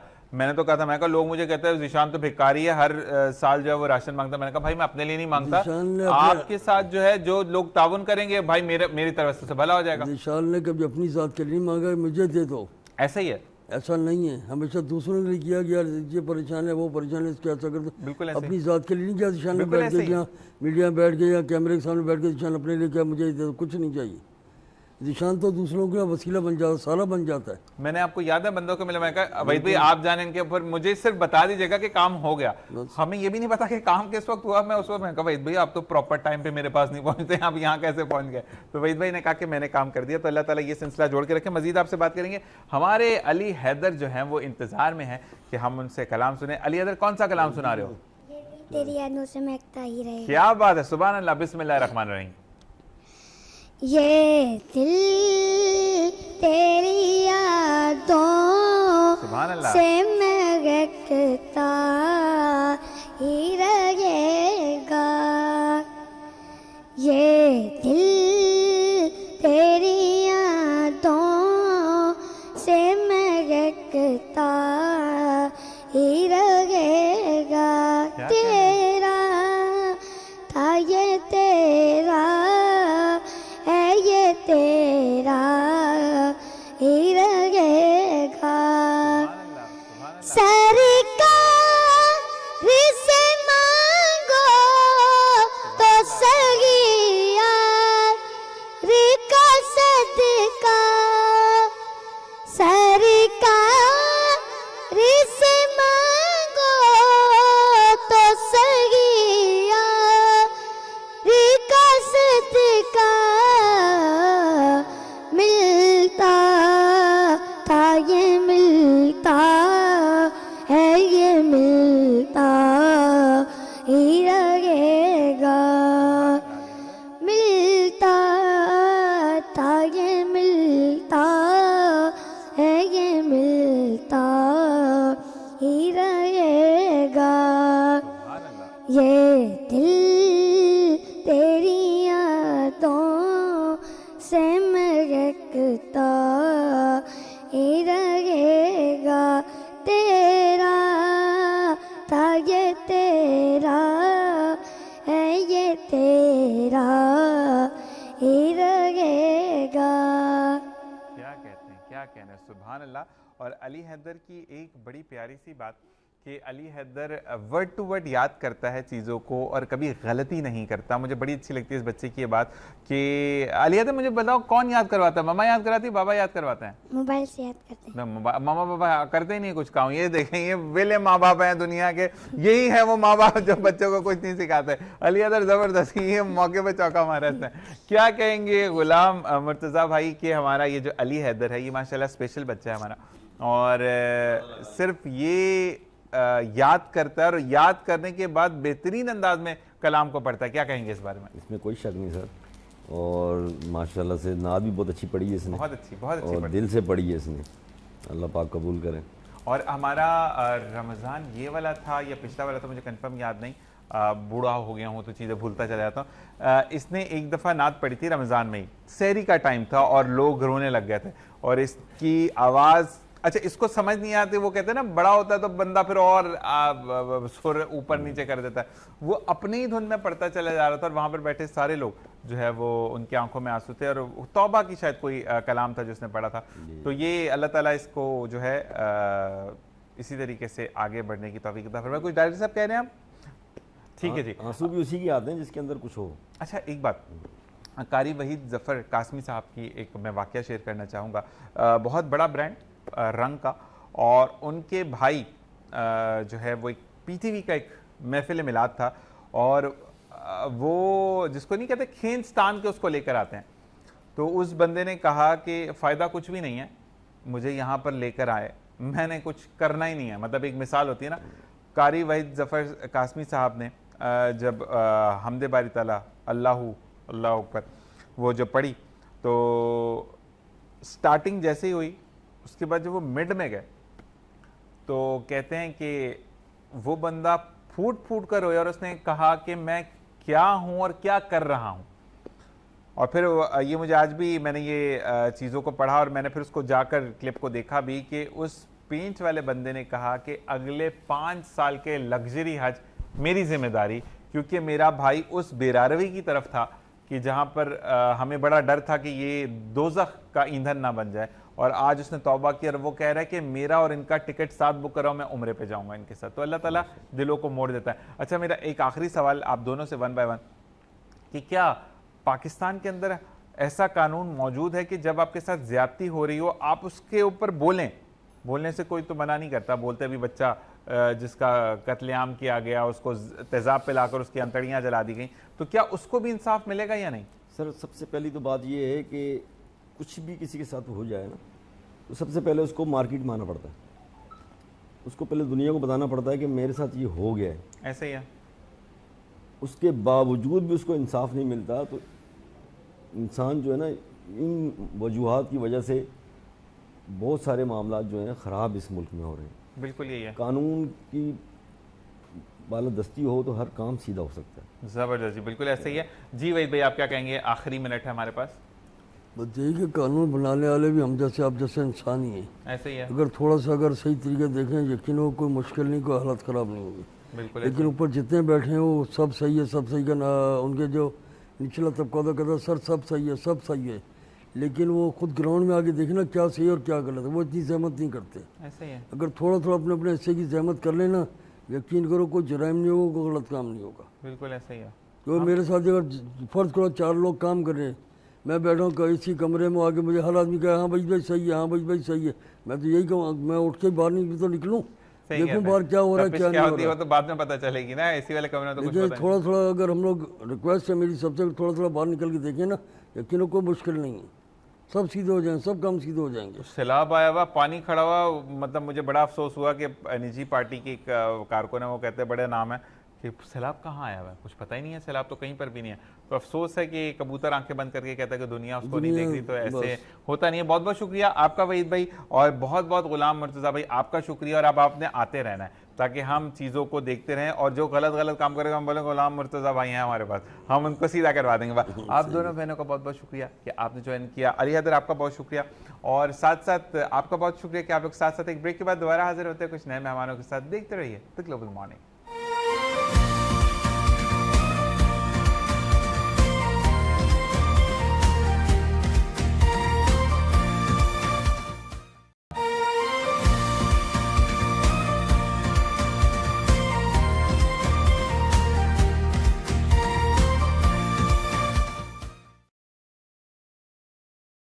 मैं तेरे गीत गावा या रसूल अल्लाह, तेरा मिलाद में क्यों ना मनावा या रसूल अल्लाह।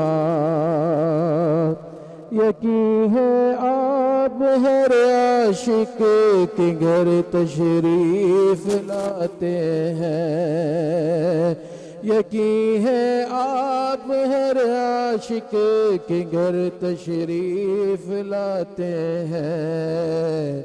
मेरे घर में भी हो जाए चरागा या रसूल अल्लाह, तेरा मिलाद में क्यों ना मनावा या रसूल अल्लाह।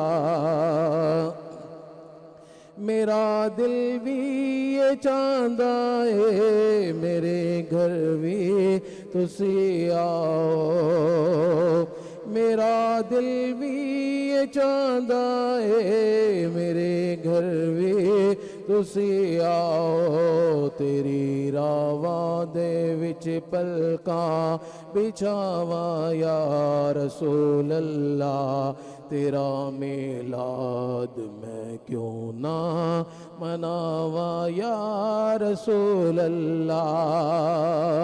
सुनहरी जालियाँ हो आप हो और मुझ सासी हो, सुनहरी जालियां हो आप हो और मुझ सासी हो, मिले सीने से सीना जाने जाना या रसूल अल्लाह, तेरा मिलाद मैं क्यों ना मनावा या रसूल अल्लाह। मेरा दिल भी ये चांदा है, मेरे घर भी तुसी आओ। मेरा दिल भी ये चांदा है, मेरे घर भी तुसी आओ। तेरी रावां दे विच पलकां बिछावा या रसूल अल्लाह, तेरा मिलाद मैं क्यों ना मनावा या रसूल अल्लाह। जगाओ भाग मेरे भी अबू अय्यूब दे वांगू, जगाओ भाग मेरे भी अबू अय्यूब दे वांगू। मुकद्दर उसदा मैं किथों ले आवा या रसूल अल्लाह, तेरा मिलाद मैं क्यों ना मनावा या रसूल अल्लाह।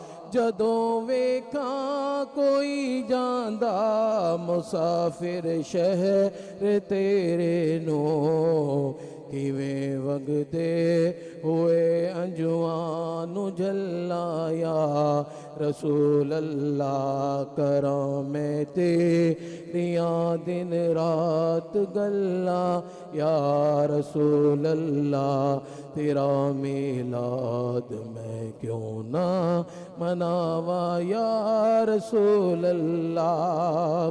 कोई तारीफ होवे उस सोने दी ज़हूरी तो, कलम जामी दा मैं किथों ले आवा या रसूल अल्लाह, तेरा मिलाद मैं क्यों ना मनावा या रसूल अल्लाह। सुभान अल्लाह, सुभान अल्लाह, सुभान अल्लाह। और हमेशा की तरह अतीक मेहरवी भाई खूबसूरत अंदाज में हमें कलाम सुनाया।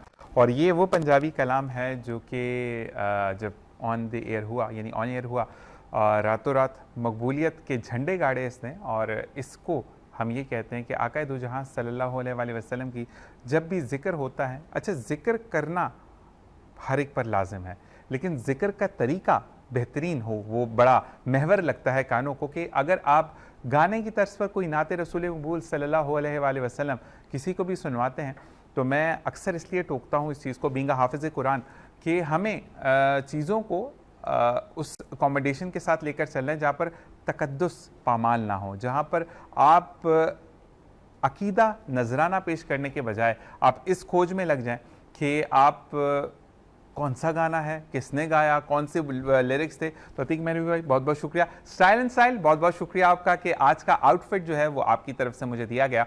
और स्टाइल एंड स्टाइल जो कि अहमद रज़ा भाई जिसके रूह रवां हैं, यानी ओनर हैं, आप उनसे जाएं और उनसे बात करें। यानी 12 रबीउल अव्वल के हवाले से उन्होंने कहा कि ग्लोबल मॉर्निंग का जो भी नाम लेगा उनको 25% ऑफ दिया जाएगा किसी भी ख़रीदारी पर। यानी आप वैसे तो आजकल बड़ा नया ट्रेंड निकला है कि पिजामा शर्ट या शलवार कमीज़ अलहदा होती है, वेस्ट कोट अलहदा होती है, तो जो भी आप चीज़ ख़रीदते हैं उस पर आपको 25% ऑफ मिलेगा if you taking the name global morning. और बहुत बहुत शुक्रिया आपका कि आपने आज का भी आउटफिट दिया और टूवर्ड्स 12 रबीउल अव्वल आपके ही दिए गए हम कपड़े पहनेंगे। इसी के साथ कुछ मेहमानों ने हमें ज्वाइन किया है, ब्रेक के बाद उनसे आपको मिलवाते, देखते रहिए द ग्लोबल मॉर्निंग।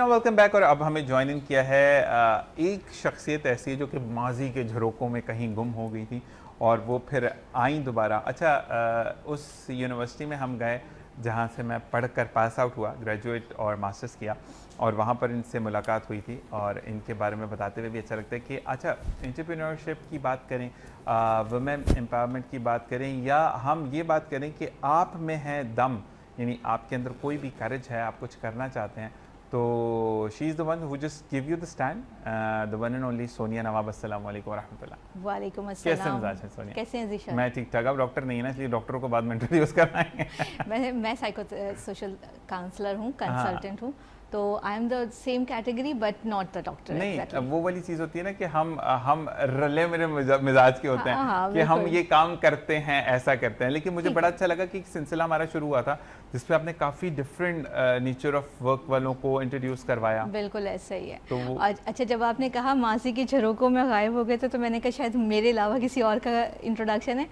माजी में नहीं गायब हुई थी ज़ीशान, बस ये है कि बहुत ज़्यादा मसरूफियत हो गई थी। मैंने हॉस्पिटल्स ज्वाइन कर लिए, 3 हॉस्पिटल्स में सिटिंग कर रही हूँ, तो हॉस्पिटल्स की जो रूटीन होती है ना, वो लाइफ बड़ी डिफ़िकल्ट हो जाती ऐसा ही है। तो मैंने बहुत सारी चीज़ों को थोड़ा थोड़ा अब जो है सॉर्टेड करके अलग अलग कैटेगरीज में डाल दिया। डेज पे डाल देना, जैसे Days हम पे, मैथ्स रोज नहीं पढ़ते, साइंस रोज हाँ नहीं पढ़ते, एग्जैक्टली, पीरियड्स होते हैं, तो ऐसे अपने काम शुरू पीरियड्स कर- बना लिए।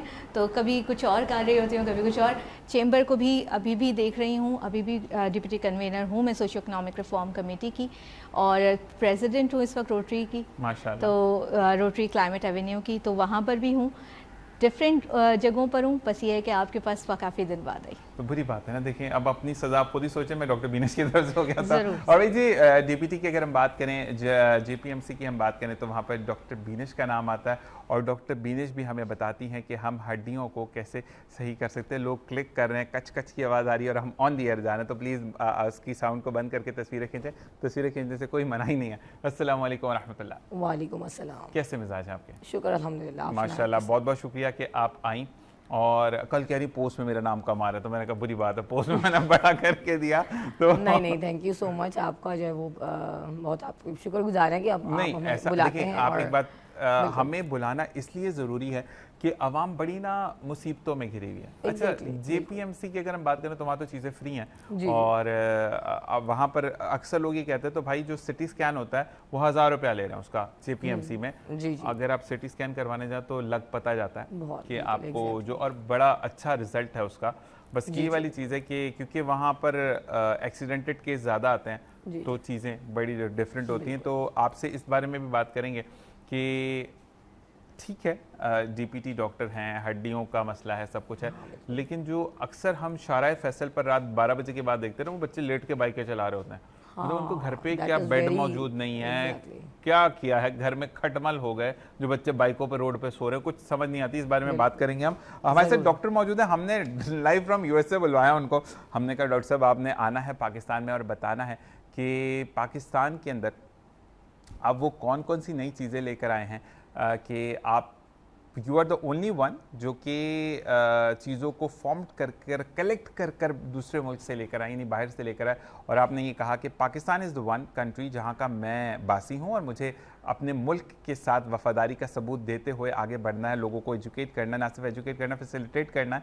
और उसके बाद मैं इतना गबरू जवान होने के बाद भी डीपीटी डॉक्टर क्यों बना, ये इनसे पूछेंगे। अस्सलाम वालेकुम डॉक्टर हसन अयास खान साहब, कैसे हैं आप? अल्हम्दुलिल्लाह, I'm good। खान आप साहब, कैसे हैं? मैं ठीक ठाक। खान साहब बोल सकता हूँ? जी जी sure. Doctor Khan is looking, doctor Khan भी कहते हैं मुझे। हाँ, तो वो क्योंकि खान।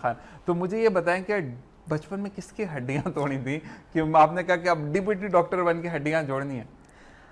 हड्डियाँ तो किसी की नहीं तोड़ी, बट हमारी पाकिस्तान हमारी कम्युनिटी में फिजियोथेरेपी एक बहुत बड़ा रोल है, इसको बिल्कुल हमें ऐसे है। चाहिए। हमारे पास बहुत सारे पेशेंट्स आते हैं जो कि मेडिसिन से ठीक नहीं होते, फिजियोथेरेपी से ठीक होते हैं। ऐसे ही है। जिनको फिजियो की ज़रूरत है, जिनको फिजिकल थेरेपी की ज़रूरत है। बहुत सारे ऐसे केस हैं जिसमें फालिज हो गया, बेल्स पैलेसी हो गया, बहुत सारे ऐसे कंडीशन फ्रोजन हैं। शोल्डर्स हैं, फ्रोजन शोल्डर्स हैं, नर्व डिस्कम्प्रेशन है, शर्टिकिया है, और पोस्ट इंजरी फ्रैक्चर हमारे पास जो आते हैं तो उनकी रिहेबिलिटेशन है।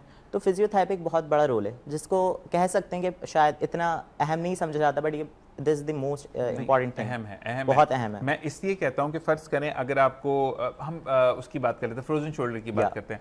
अगर आप फिजियोथेरेपी बार बार सो रही है, आपकी किडनी अफेक्ट नहीं कर रही, लेकिन आप जब मेडिसिन खाते हैं तो किडनी अफेक्ट कर रही होती है आपकी। अगर आपको किडनी ने काम करना छोड़ दिया, आप डायलिसिस पर चले गए, आपको डीपीटी डॉक्टर कभी डायलिसिस पर नहीं डालता, क्योंकि वो आउट वे में फिजियोथेरेपी का कोई भी साइड इफेक्ट नहीं है, और जो मैं चीज़ें परफॉर्म करता हूँ इसमें एक्वापंक्चरिंग, kinesiology, कैरोप्रैक्टिंग, I am also chiropractor. सो हम उन जदीद चीज़ों को यूज़ करते हैं, इलेक्ट्रो एक्वापंक्चर, डिफरेंट जदीद की तौर की मशीनें हैं हमारे पास, जिससे हम पेशेंट को बहुत जल्दी सिक्योर करते हैं, बहुत जल्दी रिकवरी आती है।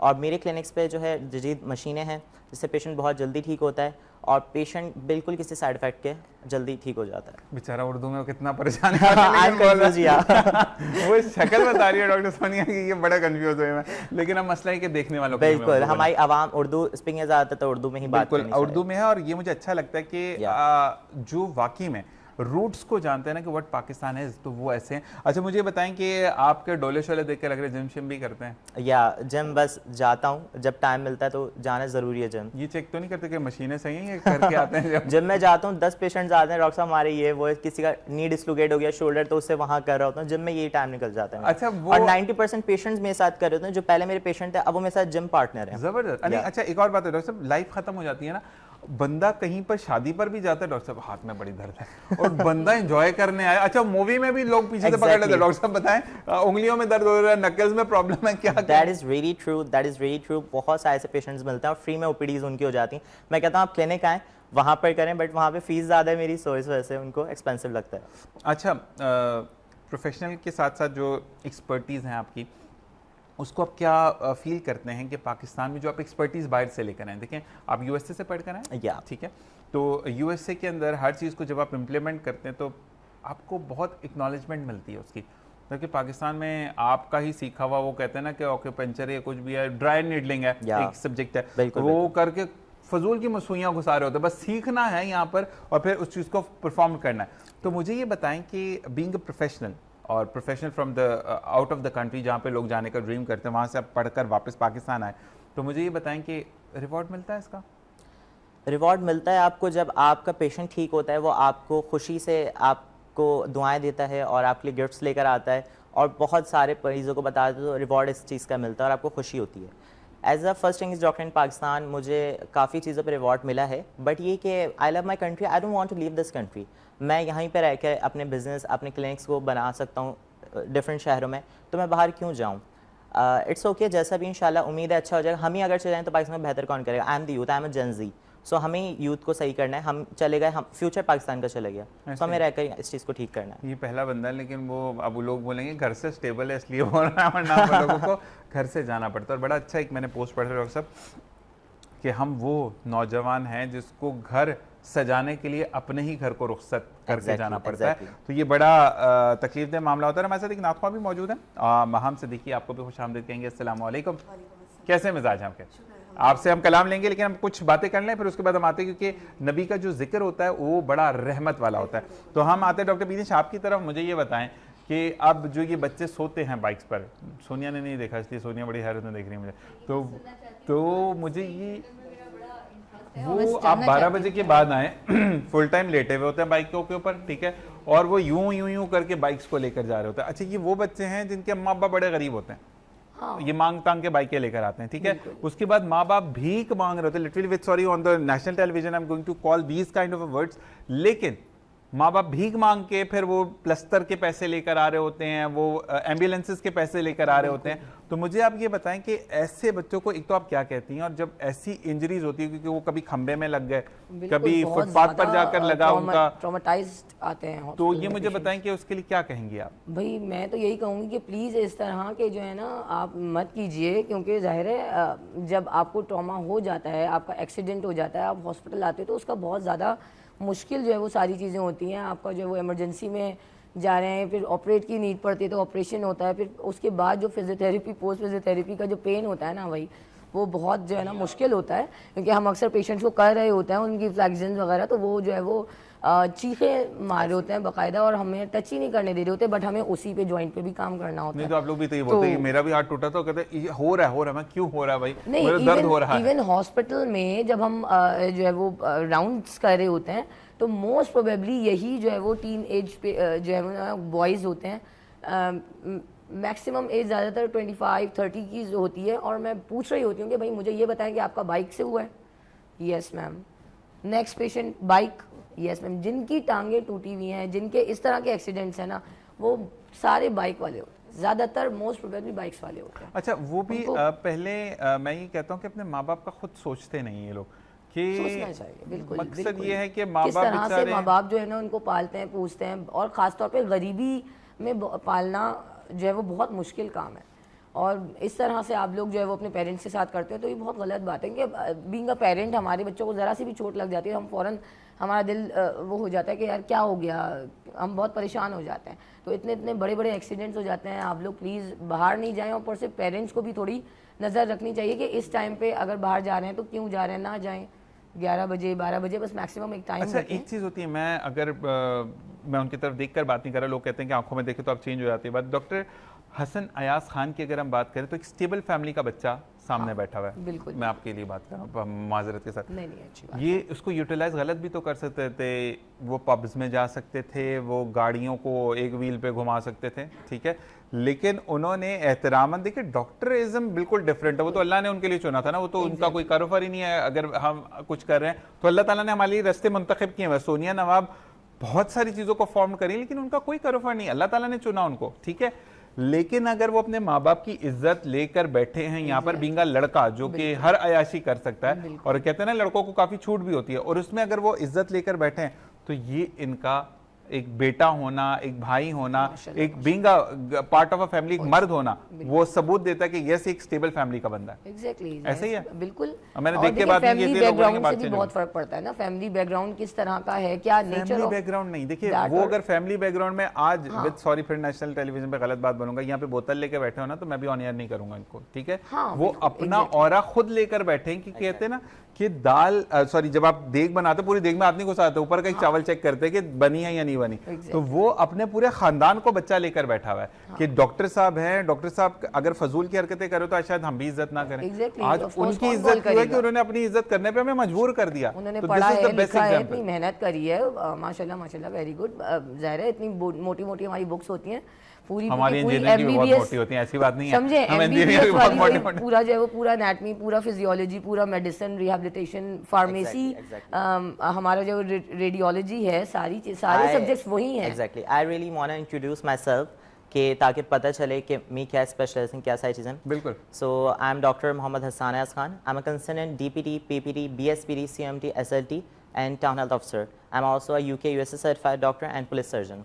So ये मेरी स्पेशलाइजेशंस हैं सारी। इन आफ्टर DPT बहुत सारी चीज़ें जो कि हमारे पाकिस्तान में, मैं अपने स्टूडेंट्स को, अपने जो मेरे स्टूडेंट्स हैं, आई एम ऑल्सो प्रोफेसर, तो उनको भी बोलूँगा कि आप DPT के बाद, DPT just 4 years degree program है, छोड़े नहीं, आप स्पेशलाइजेशन करें, आप कुछ अलग बन के दिखाएं, आप लाइन में खड़े नहीं हो। जैसे मैं, आई am not only a physiotherapist, I am also doing surgeries, I am also doing different types of conditions. Surgeries आपने क्या बोला, कौन सी सर्जरी? सर्जरीज, जिसमें हमारी सर्जरीज आती हैं, डिफरेंट सर्जरीज आती हैं, आप जब आगे पढ़ते हो तो आपको मिलती हैं सर्जरीज करने को, पोस्ट सर्जरी ऑर्थोपेडिक्स के साथ आपको मिलती हैं, आप इंगेज हो, आप और ज़्यादा पढ़ें। तो इस तरीके से आप सिर्फ फिजियोथेरेपी नहीं, आप डिफरेंट चीज़ों को कलेक्ट करें जो कि आगे जापान में, मुझे बहुत सारे पेज फॉलो करते हैं, एसिमेट्रिकल, इसमें फेशियल एक्यूपंक्चर, ब्यूटी को एनहांस करें। फिजियोथेरेपी सिर्फ दर्द का नाम नहीं है, एग्जैक्टली, आप ब्यूटी को एनहांस कर सकते हैं। I am doing in my clinic facial acupuncture, आपकी रिंकल्स गायब हो जाती हैं, आपके फेस पे ग्लो आता है, आप और अच्छा रिलैक्स फील करते हैं। मेरे पास कोई डिप्रेशन, एंजाइटी का, साइकोलॉजिकल पेशेंट्स आते हैं मेरे पास, तो उनकी थेरेपी की जरूरत है। स्ट्रेस और डिप्रेशन के कितने पेशेंट्स हमारे, उसकी वजह से हमारे कैसे कवर करें, सर्वाइकल पे काफी ज्यादा पेन हो रहा होता है, डिप्रेस हो जाते हैं, स्ट्रेस शोल्डर्स पे,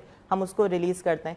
साइकियाट्रिस्ट अपना काम कर रहा है और फिजियोथेरेपिस्ट मस्कुलर फिजिकली अपना काम कर रहा है और साइकोलॉजिकली अपना काम कर रहा है, तो ये टीम है, सबको साथ लेके चलना होता है। हमारे पीछे वाला ना शान भाई को भी चेंज कराना है, इनके बाल खराब हो गए तो हमने इनको चेंज करना। सोनिया आपकी तरफ आते हैं, मुझे ये बताइएगा कि जब आप काउंसलिंग करते हैं किसी की, हमारे यहाँ पे सबसे बड़ा जो टास्क है ना वो काउंसलिंग करना जो है, वो उनके नहज पर जाकर हम काउंसलिंग नहीं करते।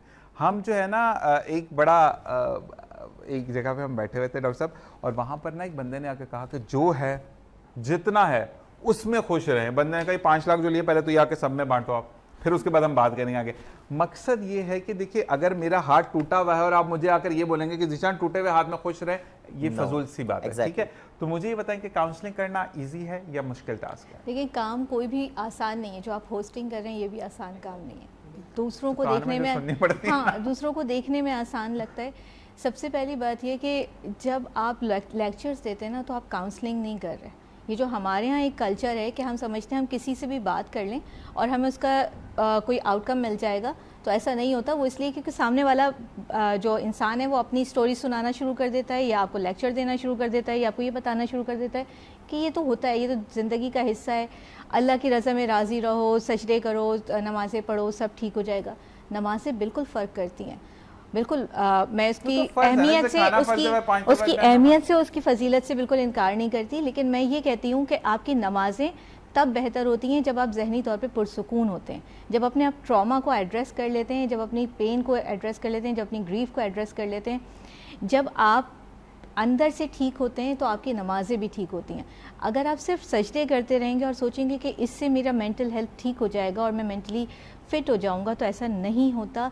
सॉरी टू से शायद बहुत से लोगों को मेरी बात बुरी लगे कि मैं नमाज के बारे में ऐसी बात कर रही हूँ, और बहुत सारे हमारे यहाँ मेरे पास खुद पेरेंट्स आते हैं और कहते हैं ये ना नमाज नहीं पढ़ता वरना सब ठीक हो जाए, आप इसको नमाज की तरफ लें।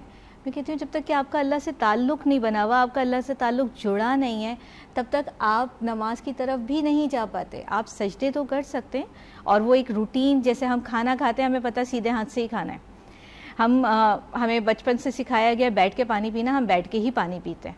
ये एक रूटीन है।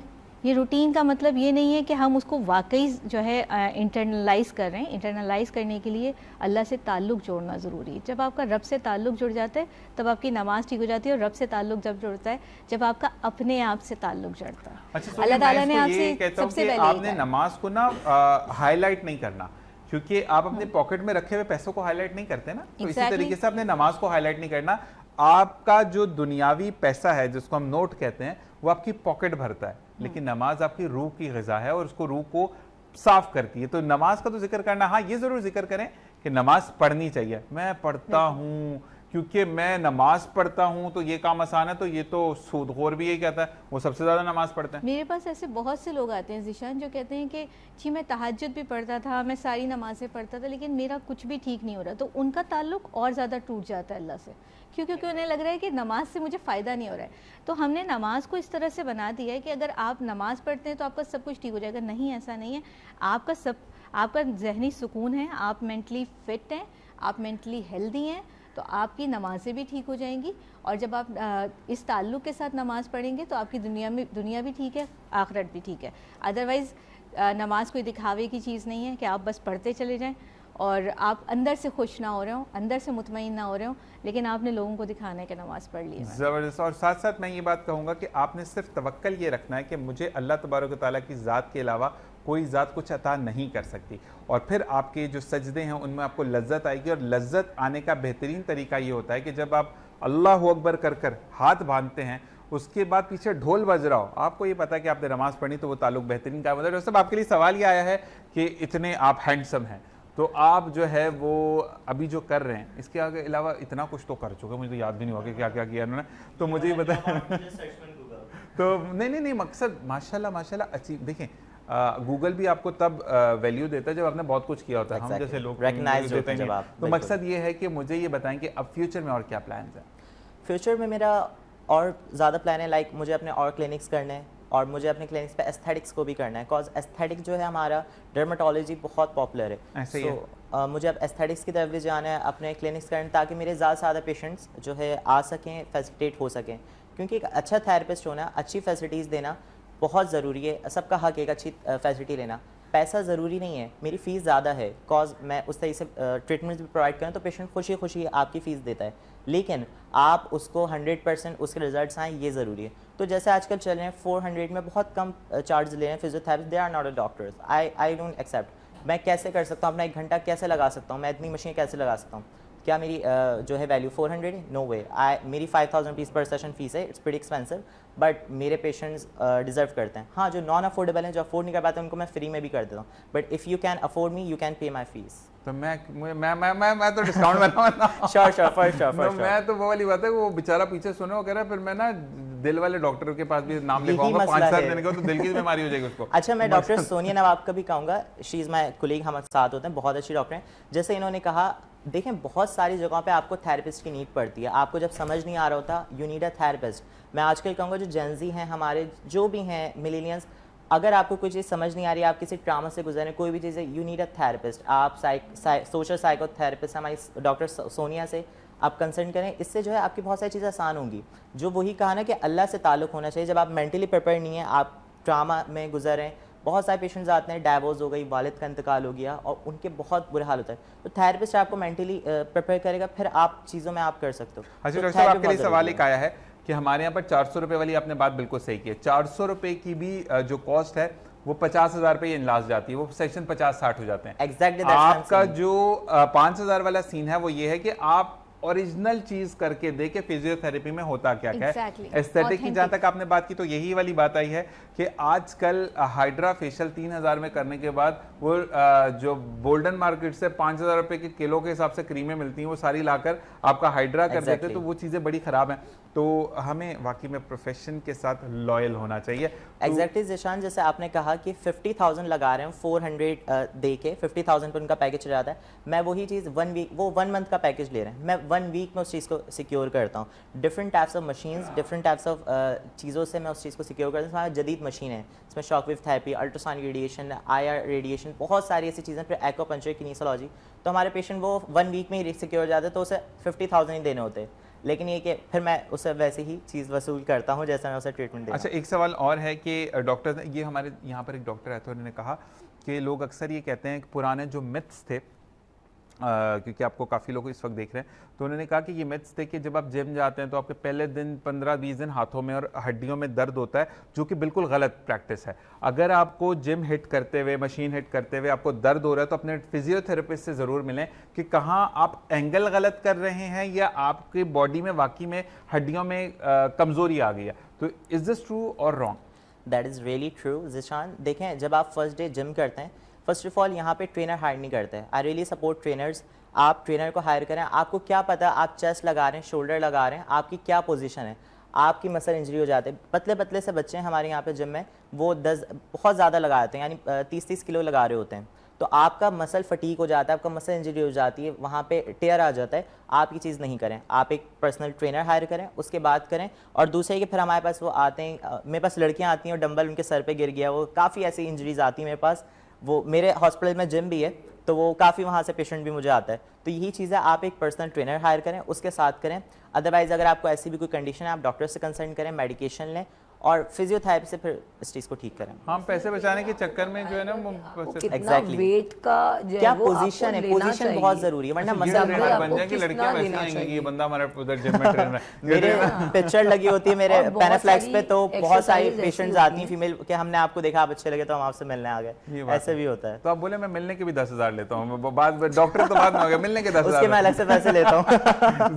5,000 बांट लेंगे, आप क्यों देख रही हैं मुझे? अच्छा जी, डॉक्टर बीनेश आपकी तरफ आते हैं। अब जो फीमेल्स हैं, जी जी, अक्सर ये कहा जाता है, क्योंकि आपसे घरेलू बात मैं करूंगा और सवाल भी आया है कि बहू ने जो है वो हमने, क्योंकि अपने ज़माने में सास ने नीचे बैठकर खाना पकाया था, बहू को भी नीचे बैठाकर, काफ़ी जगहों पे ऐसा होता है। अब कमर में पेन होगी तो उसके लिए क्या करें? कमर में पेन हो गई, आप पोजीशन सबसे पहले जो है ना, आपका पोस्चर ठीक होना चाहिए कि आपको किस तरह से बैठना है, किस तरह से उठना है। बैठने का तो एक ही तरीका, कौन सर के बल बैठेंगे? नहीं, बहुत, this is very much important. Posture ये होना चाहिए, ना स्ट्रेट कि होना ये। चाहिए। एग्जैक्टली, हमारे पास बैठने का तो अंदाज 90% ऐसी होगा, उसके बाद बैठने के बाद हम सही होंगे ना। हाँ, देखिए तो हमारे कमर पास सीधी करके कंप्यूटर वर्क के 90% पेशेंट्स आते हैं जो यूं बैठ के वर्क करते हैं, उनको बहुत सारे सर्वाइकल और लंबर प्रॉब्लम्स होती और हैं। मैं आप करेक्ट बहुत सारी बैठे जो फीमेल्स है ना, फीमेल्स यूं बैठना या। और चलना समझती है कि हम बहुत अच्छे लग रहे हैं। लेकिन डॉक्टर बीनेश हम यहाँ बहुत पर एक खूबसूरत चीज लग रहे बोलूंगा, हैं जब यूं लड़कियां यूं चलती है ना तो यहाँ पर काम ही खराब हो जाता है हमारे यहाँ पे। लोग क्या कहते हैं, तड़के चल रही है, सिमट के चलो। हाँ। सिमट के चलने में और अपने आप को पूरी बिल्कुल तरह से गाइड breathe करने करने में अच्छा, बहुत हमारे यहाँ पे आप ये नहीं चले जाते समझाते हैं, मेरे पास सिमट बहुत के साफ चलो, आंखों को patients समेट के चलो, यहाँ से खुल जाओ कोई मसला नहीं है। हमारे यहाँ आंखें पूरी खुली होती हैं, यहाँ से समझ जाओ कोई मसला नहीं है। क्या कहेंगे? एग्जैक्टली, बिल्कुल अपना पोस्चर, अपनी पोजीशन करेक्ट करेंगे, आपको किसी किस्म का जो है ना, आपको स्ट्रेन आता है, स्पैज़म होता है, स्टिफनेस होती है, ये वाली चीज़ें बहुत ही कम होती हैं। और एक एज होती है उसमें जाके या स्टार्ट होती है, या फिर एक्सीडेंटली कुछ अगर आपका अच्छा हो कोई गया। बड़ी कोई लाडली बीवी आ गई ना मियाँ की, जिसको मेरे बाबू ने थाना खाया वाली बच्ची आ गई, तो मुझे ये बताएं कि उसको कभी आपने डांटा कि बीबी तुम सही हो, फजूल बातें मत करिया करो मेरे साथ? मुझे बहुत सारे पेशेंट्स बोलते हैं कि हमें आपसे डर लगता है, कि आपकी जो है ना नेचर ऐसा लगता है कि आप जो है आपकी वो आवाज़ भी थोड़ी भारी है। गुस्से वाली हैं। तलवार निकल आएगी मैं मुझे ऐसा बोलते हैं। और इत्तेफाक से मेरा ओवरऑल जब I am also doing voice change जब हमें थेरेपी। मैनुअली काम करना होता है पेशेंट पे, तो मेरे अक्सर जो है ना ये स्लीव्स यूं हो रही होती हैं, तो वो पेशेंट बोल रहे थे कि आप मारेंगी तो नहीं? मैंने कहा, कभी कभार पेशेंट ऐसे कहा बाजी पैसे ले लें, मेरी खैर है, मैंने नहीं करानी फिजियोथेरेपी। नहीं ऐसा तो कोई नहीं बोलता ऑफ कोर्स, लेकिन जब उनको पता चलता है कि काम की नौयत क्या है और किस तरह से हम जो है वो जाहिर सी बात लेकिन है आपका ये अंदाज जो है ना, This ये is उन very बच्चों के लिए बहुत जरूरी है जो बदतमीजी करके गंदी गंदी बाइक चलाते हैं, वन व्हीलिंग करते हैं। अच्छा एक चीज और, ये डॉक्टर साहब मैंने वही रमीज मैंने भाई आपको थोड़ा सा मैं आपको बोलूंगी कि जो मैं आपको बता रही थी ना कि हम वार्ड्स में जब राउंड करते हैं, तो वार्ड्स में वो यही बोलते हैं कि सारे पेशेंट बोलते हैं ओ भाई मैडम आ गई, स्ट्रेट बैठ जाओ। वो लेटे हुए हैं उल्टे पुल्टे, मोबाइल यूज कर रहे हैं, सब अपना साइड में रख देते हैं कि वही मैडम आ गई, अब अपना जो है वो काम स्टार्ट कर दो। तो वो ये बहुत अच्छी बात है कि मुझे लोग बोलते हैं कि आपकी जो है ना ये वाली चीज़ अच्छी है आपके अंदर, कि थोड़ी स्ट्रिक्टनेस होनी चाहिए।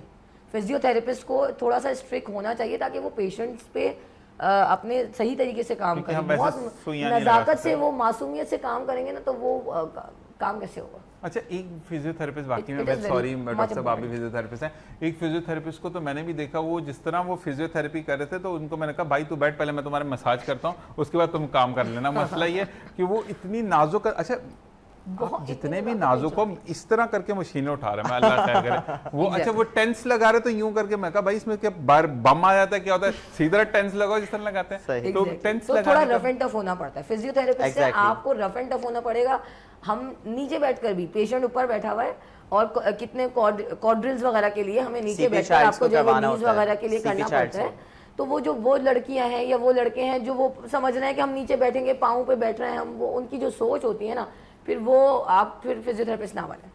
हम एंकल को हम वो कर रहे होते हैं, हम पाँव की फिंगर्स को टच कर रहे होते हैं, लोग समझ रहे होते हैं कि भाई मतलब कि किसी का है कोई, एक दो लोगों ने मुझसे बोला 90 साल की औरतें हाथ चूमती हैं, दुआएं देती हैं, तो वो अच्छा लगता है। वो अच्छा लगता है। That is the movement. हमारी जो फील्ड है फिजियोथेरेपी, डॉक्टर भी इससे मेरे साथ एंगेज होंगी कि जब कोई भी फील्ड हो, सर्जन हो, कुछ भी हो, वो पेशेंट को ठीक करता है, वो दवाइयाँ देता है, सब करता है, उससे इतना प्यार नहीं होता जितना हमें मिलता है। क्योंकि जब हम किसी की तकलीफ को कम करते हैं ना, फौरन और बगैर किसी ऑपरेशन के, बगैर किसी दवाई के दुआएं मिलती हैं आपको। सुबह से वेट कर रहे होते हैं, मैम कब आएंगी, हमें बहुत पेन हो रहा है, प्लीज आ जाए। क्यों? क्योंकि हमारे जाने के बाद जाहिर सी बात है हम थोड़ी एक्सरसाइज करते हैं, थोड़ा उनको सारा जो है वो बड़ा, और बोलना आपको 70% तो हमारा पेशेंट हमारे उससे ही हो जाता है कि भाई आ गई। और आपको तो आवाज से 90% डर जाता है, काम गलत नहीं करना मैंने। तो सुनिए आपके लिए सवाल आया है, अब आप दोनों से भी ये सवाल है कि सीपी चाइल्ड या स्पेशल जो बच्चे होते हैं, अच्छा special not by mental disorder है, उनको किसी की आंखें नहीं है, कोई सुन नहीं सकता, जो ऐसे स्पेशल बच्चे होते हैं उनकी तरबियत कितनी मुश्किल होती है? देखिए हर बच्चे की तरबियत मुश्किल है, चाहे वो स्पेशल चाइल्ड है या नहीं है। हर बच्चे को, चाहे वो बिल्कुल नॉर्मल फिजिकली नॉर्मल बच्चा है, आपको उसे इंडिविजुअल के तौर पे देखना पड़ेगा। तो उसी तरह से जो स्पेशल बच्चे हैं जिनकी आँखों का या कानों का या किसी तरह का कोई और मसला है, उनको भी आपको एक स्पेशल तरीके से उनको इंडिविजुअली देखना होगा।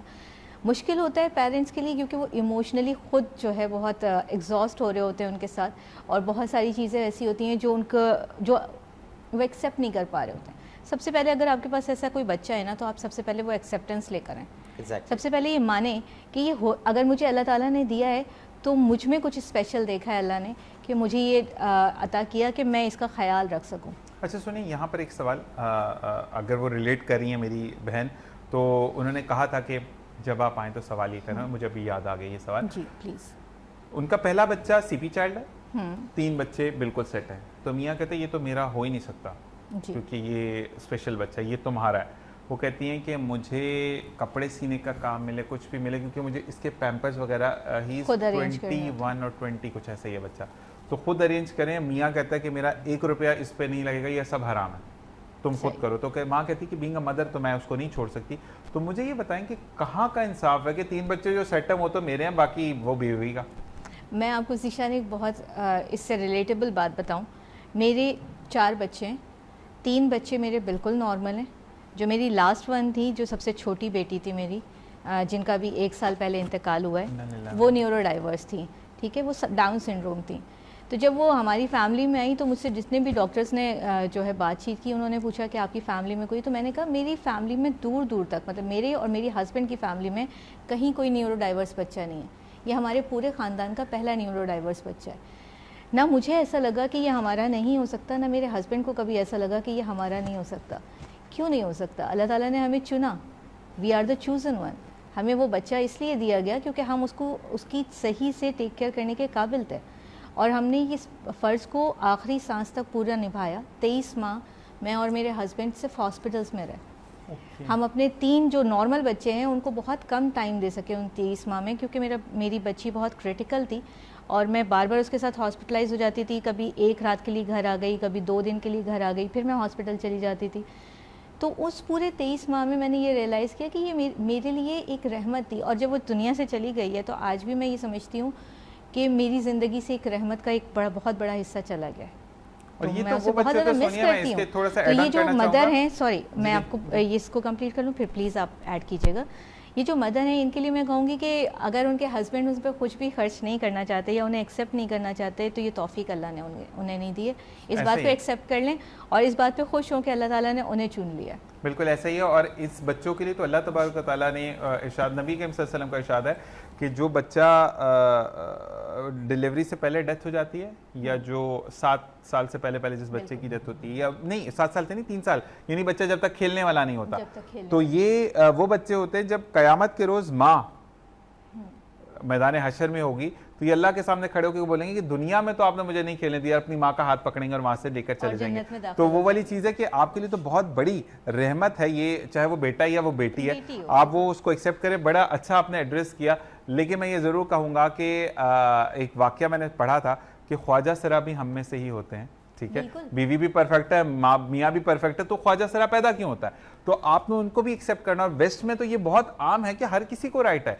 वहां पे तो जमींदार भी हफ्ते की राइट बड़ा अमीर होता है कि उसने पूरे वीक की चीजें निकाली, कार्ड अलहदा किया, ये अलहदा किया, जो वीकली रेंट है वो पे करने के बाद जो बचा उसने अपने ऊपर खर्च करना है। तो वहां पे तो हर कोई बादशाह है। ये एक बहुत अच्छा पॉइंट रेज किया। इससे मुझे एक और चीज़ याद आई ज़ीशान, कि सिर्फ हमारे यहाँ इन स्पेशल बच्चों को नहीं, या ट्रांसजेंडर्स जो हमारे पास ख्वाजा सरा हैं उन बच्चों को नहीं, इसके अलावा हमारे पास अगर एक कोई मेल है जो बहुत ज़्यादा माचो मैन नहीं है, हम उससे भी एक्सेप्ट नहीं करते। ऐसे ही है हमारे यहाँ ये कि अगर कोई मेल है तो उसे बड़ा माचो मैन होना चाहिए, उसे हर चीज़ के लिए स्टैंड लेना चाहिए, उसे हर किसी के आगे खड़ा होना चाहिए, उसे पता होना चाहिए कि किसको कैसे डील करना है। अगर कोई ज़रा सा भी इस तरह से है कि उसकी पर्सनालिटी बहुत ज़्यादा ग्रूम नहीं है, बहुत ज़्यादा कॉन्फिडेंट नहीं है, या उसे डर लगता है लोगों से बात करते हुए, या वो घबरा जाता है, वो स्टमर करने लगता है बात करते हुए, हम उसे फ़ौरन से जो है वो आउटकास्ट कर देते हैं और हम कहते हैं कि जी तुम तो ऐसे हो, तुम तो वैसे हो। मतलब हमें जज करने की इतनी ज़्यादा आदत हो गई है कि हमें लगता है कि हमें हर किसी को जज करने का हक मिल गया, ऐसे ही जबकि एक जजमेंट डे आएगा जब हमें भी जज किया जाएगा। ऐसे ही है, ऐसे ही तो है। हमें समझना चाहिए हर इंसान डिफरेंट है। अगर हम लोगों को जैसे कि वो हैं उनको एक्सेप्ट करना शुरू कर दें तो हम लोगों के साथ साथ अपनी ज़िंदगी भी बहुत आसान कर लेंगे। बिल्कुल ऐसे ही है। और अगर इस बात से एक चीज़ और मुझे याद आई कि अक्सर कहते हैं ना कि मैं अम्मी से पूछ लूँ, मम्मी डैडी है भाई, ये कौन सा हमारे साथ जाएगा? तो भाई अगर हलाल के होगे तो मम्मी डैडी होगा, वरना सब बेहतर जानते हैं। जी क्या कहेंगे आप इस बारे में? बिल्कुल सही बात है कि मैं इन्हीं की बात पर जो है वो एग्री कर रही हूँ कि अगर ऐसा है, अगर कोई, तो उसको मम्मी डैडी, जो आपने ही वर्ड यूज़ कर लिया, मैं भी यही बोलने वाली थी कि फ़ौरन मम्मी डैडी बोला जाता है। और बहुत ऐसे हमारे साथ भी बहुत केसेस होते हैं।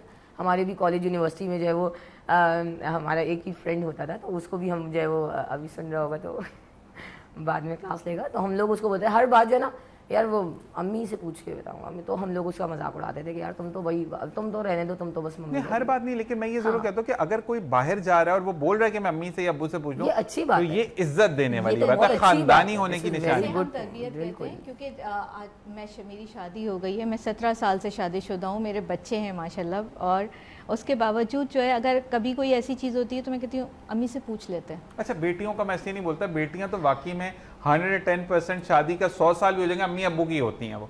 तो बेटियां जो है ना वो कंफर्म्ड होती हैं कि उन्होंने ये तो बड़ी अम्मी और भी अगर कहती थी। बेटे इस तरह से हैं तो मैं कहती हूँ कि उनकी आदाब इज्जत वाले। करनी चाहिए।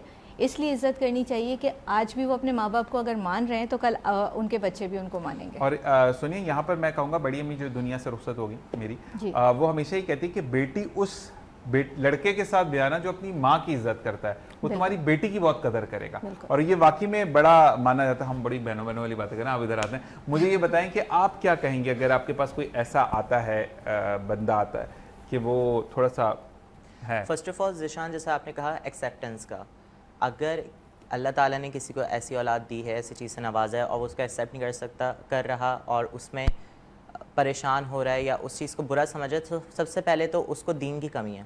उसने कुरान नहीं पढ़ा, उसने दीन नहीं पढ़ा। फर्स्ट ऑफ ऑल इस चीज़ की कमियों से उसे पढ़ना चाहिए कि ये, अगर वो पढ़ा लिखा होता, अगर उसे इस्लाम की नॉलेज होती तो ये चीज़ कभी नहीं कहता। सो हमारी कम्युनिटी में हमारे यहाँ पे इस्लाम की जो है नॉलेज होना बहुत ज़रूरी है, तभी आपको तमीज़, तरीका और अच्छे बुरे का पता चलेगा।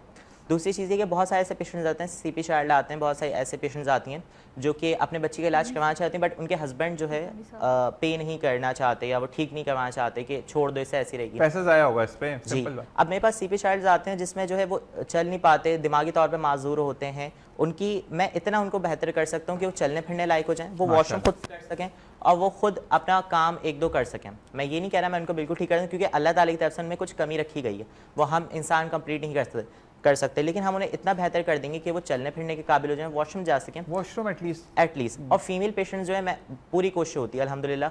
जब मेरा स्टार्ट हुआ तो मेरे सीनियर्स ने कहा हसन नहीं लो, तुम नहीं कर सकते इसको ठीक, लेकिन जब मैंने उस बच्चों को लेना शुरू करा, मैंने उनकी थेरेपी की, तब मैं 200 में करता था व्हेन आई वाज यंग। मेरा स्टार्ट था, इंटर्नशिप थी मेरी। मैंने वो बच्ची पहली बार मेरे कमरे में चली और वो मिठाइयाँ लेकर आ रहे हैं, बिरयानियाँ लेकर आ रहे हैं इतनी, और वो जो सीनियर्स मेरे कहते थे कि ऐसा नहीं करो, नहीं चल पाएगी, उन्होंने मुझे अवार्ड्स भी दिए। सो आप जब ना मेहनत करते हैं, शिफा अल्लाह देता है। मैंने किताबें पढ़ ली हैं, उससे मैं मेहनत करूँगा, शिफा देना अल्लाह है। ऐसा ही है। और डॉक्टर साहब एक चीज़ आपसे, क्योंकि आप लड़के हैं, हमारे यहाँ पर ना अगर कोई पर्सनली आकर कुछ मेरे अंदर कोई कमी है, मैं यार एक टैग होता है, I am not going to take GAY, वो हर एक को लगा दिया जाता है। हमारे यहाँ पर काउंसलिंग नहीं की जाती, GAY का टैग लगा दिया जाता है, उस बारे में क्या कहेंगे? हमारे पास 1 मिनट है तो ओके। देखें, फर्स्ट ऑफ ऑल अगर आपको ऐसा फील होता है तो इसमें बहुत सारी वजूहत हैं कि आप GAY फील कर रहे हैं या फिर आपको लग रहा है। लोग कहते हैं, मैं अगर आपसे कोई आके बात करूंगा कि डॉक्टर साहब मेरे अंदर फर्ज करें मेरा यहाँ डंट पड़ा हुआ, अजीब सा मेरा मुंह, डॉक्टर साहब ये थोड़ा सा प्रॉब्लम, अच्छा मैं पर्सनली आराम से बात करूंगा कि लोग ना सुने, मुझे शेम आती है यार, ये तो ज़िशान ऐसा। अच्छा, इसको हम नॉर्मली कहेंगे कि अगर कोई लड़का स्किन केयर कर रहा है, skin care is really good, sunscreen लगा रहा है, तो उसको ये कहते हैं, बट नहीं, सबको सेल्फ केयर करने का अपना हक है। बीइंग अ डॉक्टर मैं अपनी सेल्फ केयर करता हूँ ताकि मेरे पेशेंट्स जब मुझसे मिलें तो कंफर्टेबल फील करें, और मुझे अच्छा दिखना मेरा हक है। तो इसमें जो है बिल्कुल ऐसी कोई चीज़ नहीं है। अदरवाइज़ जो लोग ऐसे कहते हैं उनको शायद इस चीज़ की कमी है, और हर चीज़ में डिफरेंस है। मेरा ज़्यादातर उठना बैठना मेरी डॉक्टर्स के साथ होता है, अच्छे लोगों के साथ होता है, तो वो इस तरीके से करते हैं।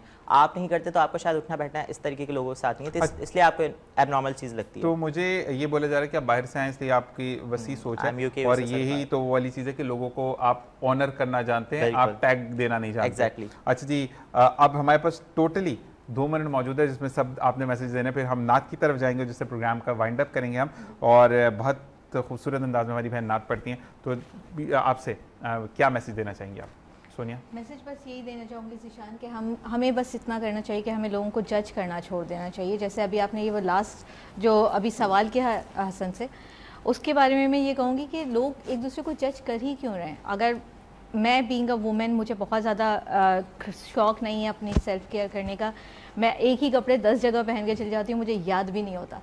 बीइंग अ बॉय अगर कोई इस बारे में बहुत ज़्यादा कॉन्शियस है तो इसका मतलब ये नहीं है कि वो किसी और कैटेगरी में फॉल करता है, इसका मतलब ये है कि उसकी अपनी चॉइसेस हैं, तो हमें सबकी चॉइसेस को एक्सेप्ट करना चाहिए और हमें लोगों को एक्सेप्ट करना चाहिए। बिल्कुल, exactly. Ji doctor Binesh?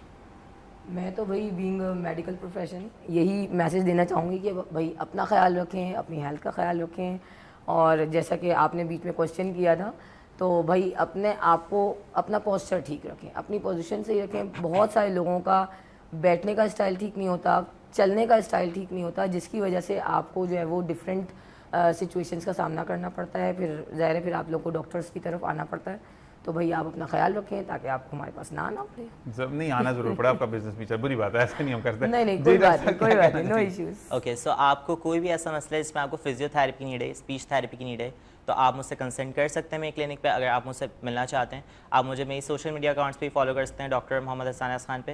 And if you want to know more about me, just search on Google who is doctor M Hassan Ayaz Khan. Thank you so much. This is a handsome person who just Google it. अच्छा, मुझे बताएं कि आपका clinic कहाँ पर है?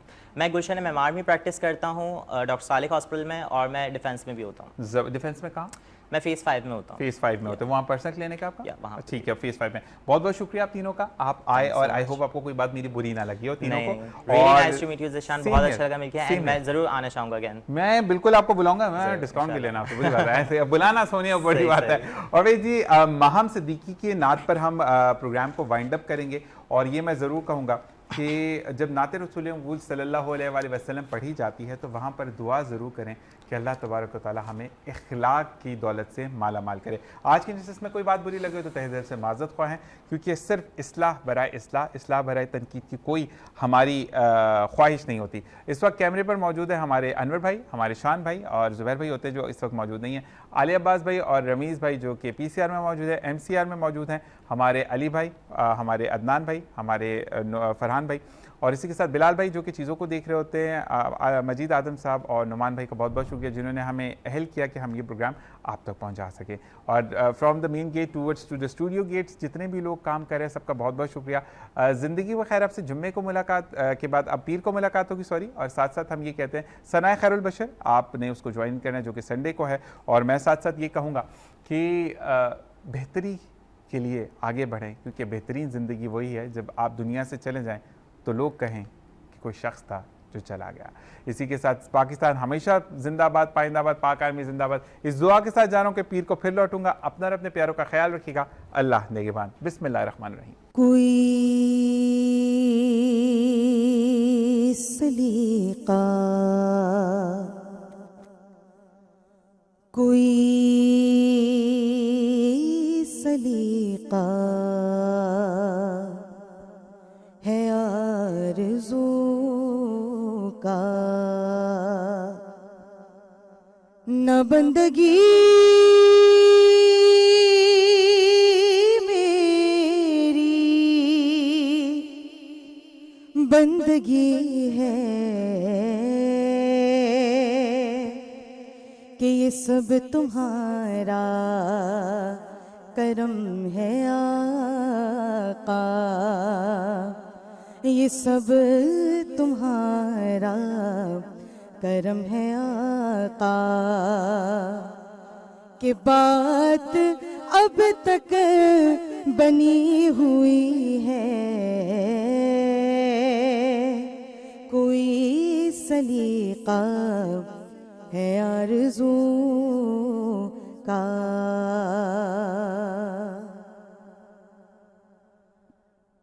किसी का एहसान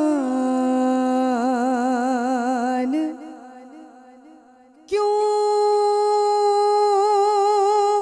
उठाए,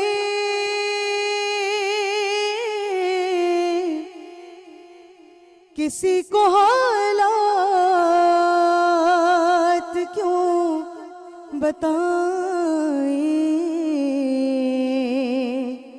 कि तुम ही से मांगेंगे तुम ही दोगे, तुम ही से मांगेंगे तुम ही दोगे, क्योंकि तुम्हारे दर से ही लौ लगी है,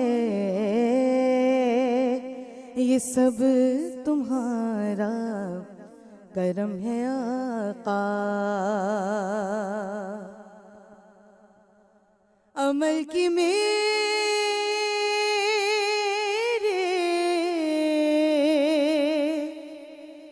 अमल की मेरे,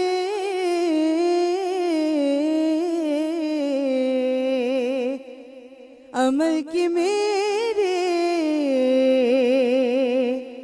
असास क्या है,